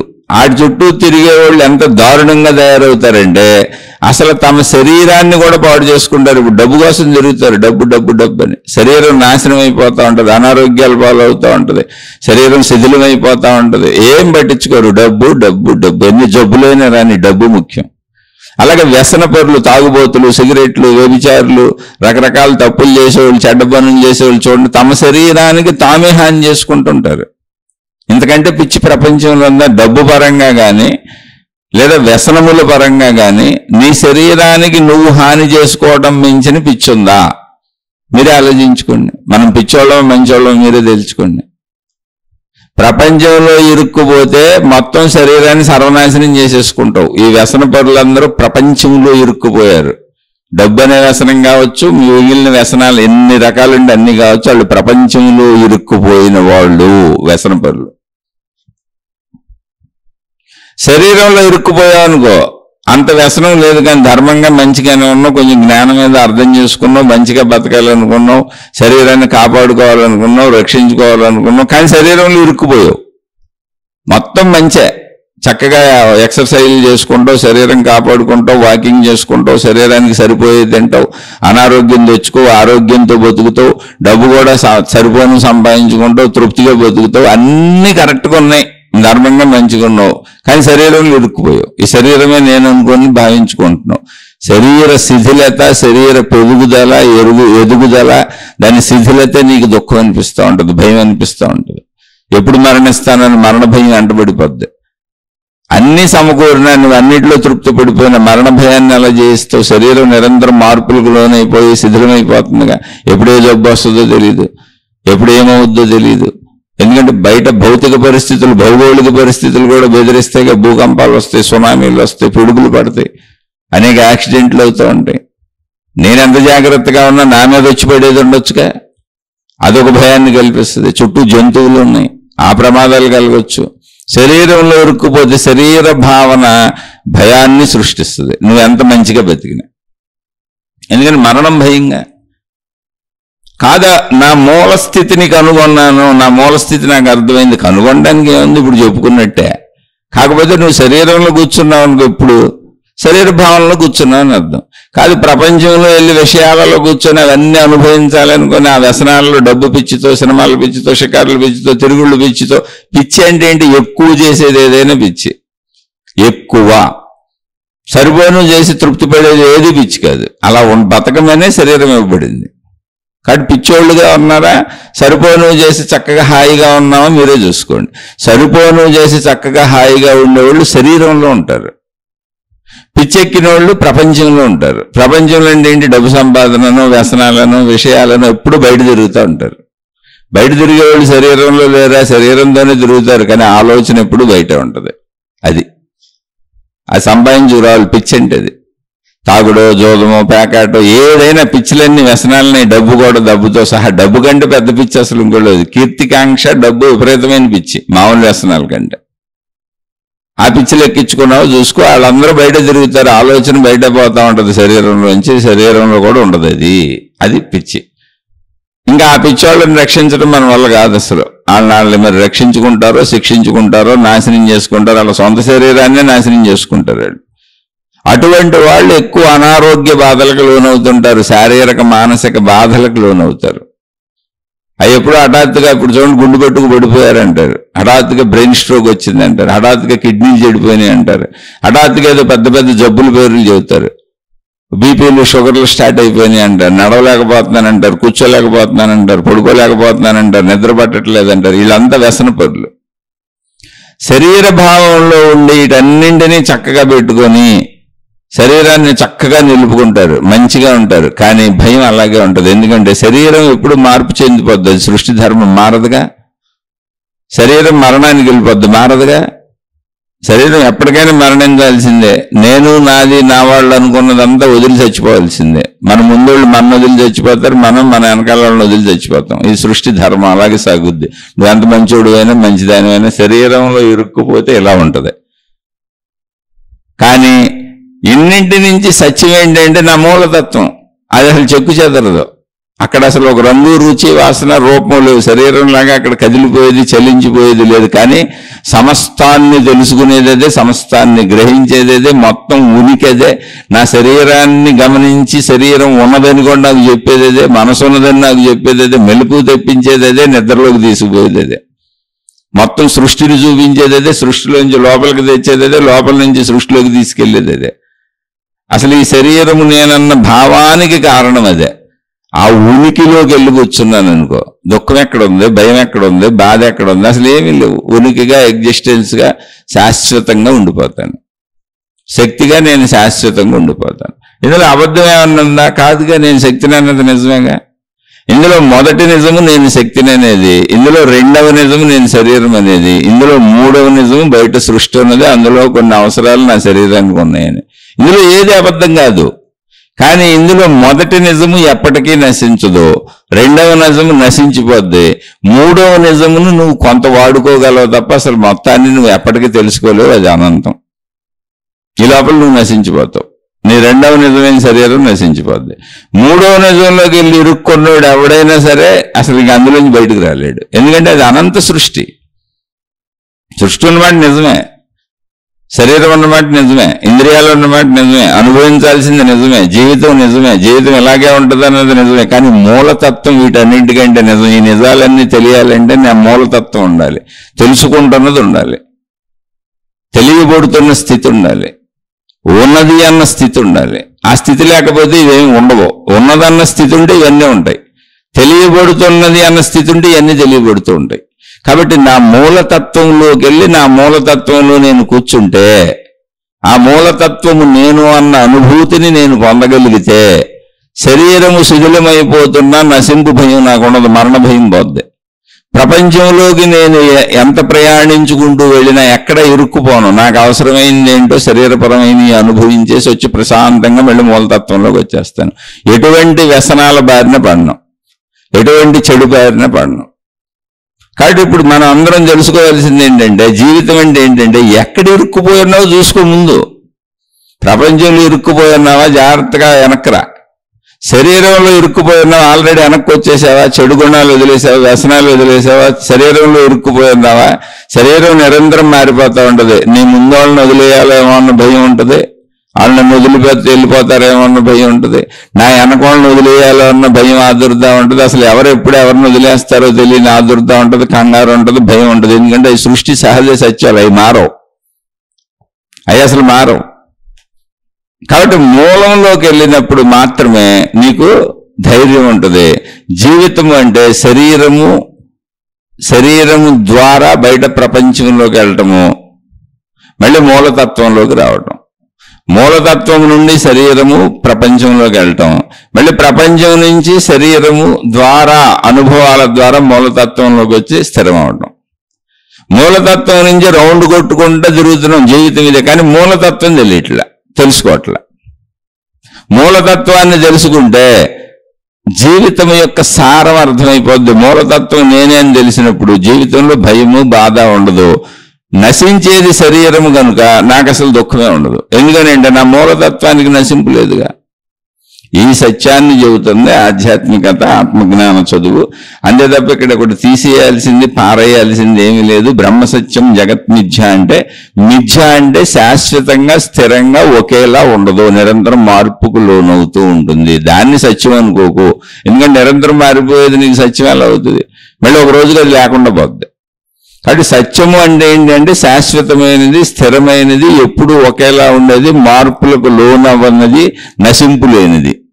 అది నా మూలతత్వం. ఆ మూలతత్వాన్ని తెలుసుకో అని చెబుతున్నారు. ఇది జీవితం. ఎలాగే ఉంటుంది. ఎందుకు పుట్టాను, ఎందుకు చచ్చిపోతున్నాను, ఈ గొడవలు ఏమి లేవు. అసలు మూలతత్వాన్ని తెలుసుకున్న వాడికి ఈ ప్రశ్నలు పుట్టవు. మూలతత్వం తెలుసుకోనంతకాలం, శరీరంతో ప్రపంచంలో తిరుగుతున్నంతకాలం ప్రపంచంలో చిక్కుకుపోతే ప్రశ్నలు ఎక్కువ పడతాయి. ఎందుకంటే బాగా చిక్కుకు ఇరుక్కుపోయిన వాళ్ళు వ్యసన పరులాళ్ళు. శరీరంలో చిక్కుకుపోయినా ప్రశ్నలు పడతాయి. ఎందుకంటే ఇది నశించిపోద్ది, ఎందుకు పుట్టాను, ఎందుకు చచ్చిపోతున్నాను, అసలు ఈ జీవితం ఏంటని ప్రశ్నలు పడతాయి. మూలతత్వంలోకి వెళ్తే ప్రశ్నలన్నీ అంతమైపోతాయి. మూలతత్వమే ప్రశ్నలన్నింటికి సమాధానం. మూలంలోకి వెళ్ళిపో. అదే ఆత్మజ్ఞానము, అదే ఆధ్యాత్మికత. అది అనుభవం అయిన రోజున ఆ మూలతత్వంలోకి వెళ్ళి కూర్చొని ఆ మూలతత్వానుభూతిని పొంది ఈ మూలతత్వమే నేను అని తెలుసుకున్న రోజున అసలు ప్రశ్నలే ఉండవు, పుట్టవు. ప్రశ్నలు పుట్టినంతకాలం చెప్పుకుందాం. మీరు అడిగిన దగ్గరికి నాకు అర్థమైనంత, నేను తెలుసుకున్నంత, నేను అనేక మంది మహాత్ముల దగ్గర నేర్చుకున్నంత, వినినంత, ఏ పుస్తకముల ద్వారా కనినంత, నాకు అర్థమైనంత విశ్లేషించాను. ఒకవేళ ఇది కూడా మీకు అర్థం కాకపోతే మళ్ళీ అడగండి, మళ్ళీ చెప్పుకుందాం. ఎన్నిసార్లు ఏం చెప్పుకుందాం. ఎందుకంటే ఆ మూలతత్వం నేనైపోయే వరకు, తెలుస్తున్న స్థితే నేనని నాకు అనిపించే వరకు, ఉన్నది అన్న స్థితి ఏ సజీవత్వం ఉందో అది నా స్థితి అని నాకు అర్థమయ్యే వరకు, శరీర మనోస్థితులను దాటి నా మూలంలో నేను మునిగిపోయే వరకు చెప్పుకుంటూ ఉండాల్సిందే. నేను ఇంకా మునిగిపోలేదు, నాకు ఆ అనుభవం రాలేదు కనుక దానికి ప్రయత్నిస్తున్నటువంటి విద్యార్థిని కనుక మీరు ఎన్నిసార్లు అడిగినా మళ్ళీ వాటికి నేను చెప్పే ప్రయత్నం చేస్తూనే ఉంటాను. ఇలా నేను చెబుతున్నవేవి నా సొంత విషయాలు కాదు, నాకు అనుభవమే అవ్వలేదు. ఎంతో మంది మహాత్ములు అనుభవం పొందిన వాళ్ళు అందించినటువంటి గ్రంథాలు వందలు వేలు లక్షలు ఉన్నాయి. ఇంకా నిజం చెబితే అవన్నీ చదవలేదు కూడా. అసలు ఏవో కొన్ని చదివితేనే ఇది అర్థమైంది చాలు, కొన్ని చదివా అర్థమైంది, ఇంకా అది పట్టుకొని సాధన చేసుకుంటూ మన మూలంలోకి మనం వెళ్ళిపోవాలి అంతే. కాబట్టి అనేక మంది మహాత్ముల దగ్గర నేను గ్రహించిన విషయాలు, నేను సరిగా గ్రహించానో లేదో కూడా నాకు తెలియదు, ఆ గ్రహించిన విషయాలు మీతో పంచుకుంటున్నా. మీకు అర్థమై బాగున్నవి అనుకుంటే మీ జీవితంలో ఆచరించుకోండి, అర్థం కాలేదు సరిగా చెప్పలేదు అనుకుంటే సామాన్యుని క్షమించి వదిలివేయండి. ఇందులో ఏదైనా మన ముందు తరాల అందించిందే. ఎవరు అందించినా ఆ ముందు తర మహానుభావులు అందరూ ఎంతమంది ఉంటే అంతమందికి ఆత్మజ్ఞాన చదువు, ఆధ్యాత్మిక చదువును అందించిన మహనీయులందరికీ వారి శిరస్సుపై, వారి పాదములపై నా శిరస్సును ఉంచి, వారి పాదధూళిని నా శిరస్సుపై జల్లుకొని వారికి వినమ్రతతో నమస్కరిస్తూ ఈ జ్ఞానాన్ని అందించినందుకు, దీన్ని తెలుసుకొని తప్పకుండా మనను మనం పొందాలి అనేటువంటి ఒక భావనని మనలో పెంచుకుందాం. ఎందుకంటే ఆ మహనీయులు తెలుసుకొని వాళ్ళు ఆ భావాన్ని పొంది ఇది నిజమని నిరూపణగా ప్రతి తరములోనూ చెప్పుకుంటూ వస్తున్నారు. ఇది ఒకరు చెప్పింది కాదు. మానవ జాతిలో తరతరాలుగా జాతులు అంతరించిపోతున్నా 100 సంవత్సరాలు అవగానే మనుషులు చనిపోతారు, మళ్ళీ వాళ్ళ పిల్లల తరాలు ముందుకెళ్తుంటాయి. అలా తరతరాలుగా చెప్పుకుంటూనే వస్తున్నారు. ఎందుకంటే అవును ఇది నిజమే, అవును ఇది నిజమే, మేము పొందాం ఆ మూలతత్వాన్ని మేము చూసాం, అదే ఆత్మశక్తి, అదే బ్రహ్మము, అదే మనలో ప్రాణశక్తిగా ఉంది. ఆ మూలతత్వాన్ని తెలుసుకోవాలి. మనం నిజంగా శరీరము మనస్సులు ఇదంతా కూడా నశించిపోయేవి. మన నిజమైనటువంటి నశించని తత్వం మూలతత్వము, ఆ స్థితిని మేము పొందాము, మీరు కూడా పొందండి అని ప్రతి తరములోనూ మనుషులు నిరూపించుకొని చెబుతూ మళ్ళీ వాళ్ళు బోధలు చేస్తూ వస్తున్నారు. కాబట్టి ఇది మనుషులు గ్రహించి అనుభవించి మనలోనే మనకు చూపిస్తున్నటువంటి సత్యము. అసలు దీన్ని అనుమానించాల్సిన పని లేదు, దీన్ని నమ్మాల్సిన అవసరం అసలు లేదు. ఎందుకంటే మనలోనే మనకు చూపిస్తున్న సత్యం. నువ్వు పరిశీలించుకుంటూ నీ లోపలికి వెళ్ళిపోతే అది కాలం పట్టొచ్చు, మనం చెప్పుకున్నంత రోజుల్లో అయిపోకపోవచ్చు, సంవత్సరాలు పట్టొచ్చు, కానీ ఖచ్చితంగా దాన్ని పొందగలం. ఎందుకంటే పొంది చెబుతున్నారు మన బోటోళ్ళే. మళ్ళా శరీరం ధరించిన వాళ్ళు పొంది చెప్పారు, పొందొచ్చు అని చెప్పారు, పొందామని చెప్పారు, పొందే విధానం ఇదని చెప్పారు. కాబట్టి దాన్ని పట్టుకు ముందుకెళ్దాం. అలా ముందుకెళ్తున్న వాళ్ళు ఆ ముందుకెళ్తున్న విధానంలో ఎక్కడైనా మీకు సందేహాలు వస్తే ఆ సందేహాలను ప్రశ్నల రూపంలో అడిగే ప్రయత్నం చేయండి. దాని గురించి ఏదన్నా నాకు తెలిస్తే విశ్లేషించుకునే ప్రయత్నం చేద్దాం. అది కూడా ఎందుకంటే మిమ్మల్ని ఏదో ఉద్ధరిస్తున్నాను, మీకేదో చెబుతున్నాను, మీకేదో బోధలు చేస్తున్నానని అసలు నేను అనుకోవటం లేదు. అదే తప్పు కూడా. ఎందుకంటే నేనే ఎంతోమంది దగ్గర పుస్తకాలు వాళ్ళు రాసి చదువుకొని వాళ్ళ బోధలని నిక్షిప్తమైనవన్నీ చదువుకొని ఎంతోమంది ప్రవచనాలు విని ప్రసంగాలు విని నేర్చుకుంటున్న విద్యార్థిని నేను మీకెలా చెప్పగలను? అందుకని అర్థమైతే తీసుకోండి, అది ఆ మహానుభావులది. ఆ అనుభవాన్ని పొంది చెబుతున్న మహానుభావులకే ఇది చెందుద్ది. నా బోటోళ్ళకి అసలు చెందదు. వాళ్ళు చెప్పిందే నేను చదువుకొని మీకు చెబుతున్నా. అందులో కూడా మరి నేను పూర్తిగా వాళ్ళు చెప్పినట్టు చెప్పలేను. మళ్ళీ నాది ఒక అసంపూర్ణమైనటువంటి విషయం నేను చెప్పేది, ఎందుకంటే నేను ఆ అనుభవం పొందలేదు కనుక మీకు అర్థమయ్యి బాగుంది అనుకుంటే మంచి ఉంటే తీసుకోండి, చెడు ఉంటే వదిలేయండి. అర్థం కాలేదు, అసలు ఇది అసంబద్ధంగా ఉంది అని చెప్పేది, ఏదో గందరగోళంగా ఉంది అనుకుంటే నన్ను క్షమించి వదిలేయండి. అర్థమవుతున్న వాళ్ళు తప్పకుండా ప్రశ్నలు అడగొచ్చు, మళ్ళీ ప్రయత్నిద్దాం. ఎందుకంటే సాధన నిత్య జీవితంలో కాసేపు వింటాం. సాధన అంటే ఏదో పెద్ద పదం కాదు, నిత్య అలవాటుగా చేసుకుంటే ఏమవుద్ది, అది అలవాటు అయిపోయి శరీరం ఆ వైపు వెళ్ళటానికి, మనసు ఆ వైపు వెళ్ళటానికి, బుద్ధి ఆ వైపు వెళ్ళటానికి, జ్ఞానం ఆ వైపు వెళ్ళటానికి సహకరిస్తుంది. ఆ సహకారం కోసం రోజు శ్రవణంగా మననంగా నిధిధ్యాసగా దీన్ని పెట్టుకొని ఈ శీర్షికల రూపంలో మీతో పంచుకుంటున్నా. ఇదంతా శ్రవణ మనన నిధిధ్యాసలే. అలా మీకు ఇష్టమయ్యి మీకు సందేహం ఉండి అడగండి, తప్పకుండా తెలిస్తే విశ్లేషించుకునే ప్రయత్నం చేద్దాం. శుభమస్తు. మీకు మీ కుటుంబ సభ్యులకు మేలు చేకూరుగాక. మరొక కొత్త శీర్షికతో కలుసుకుందాం.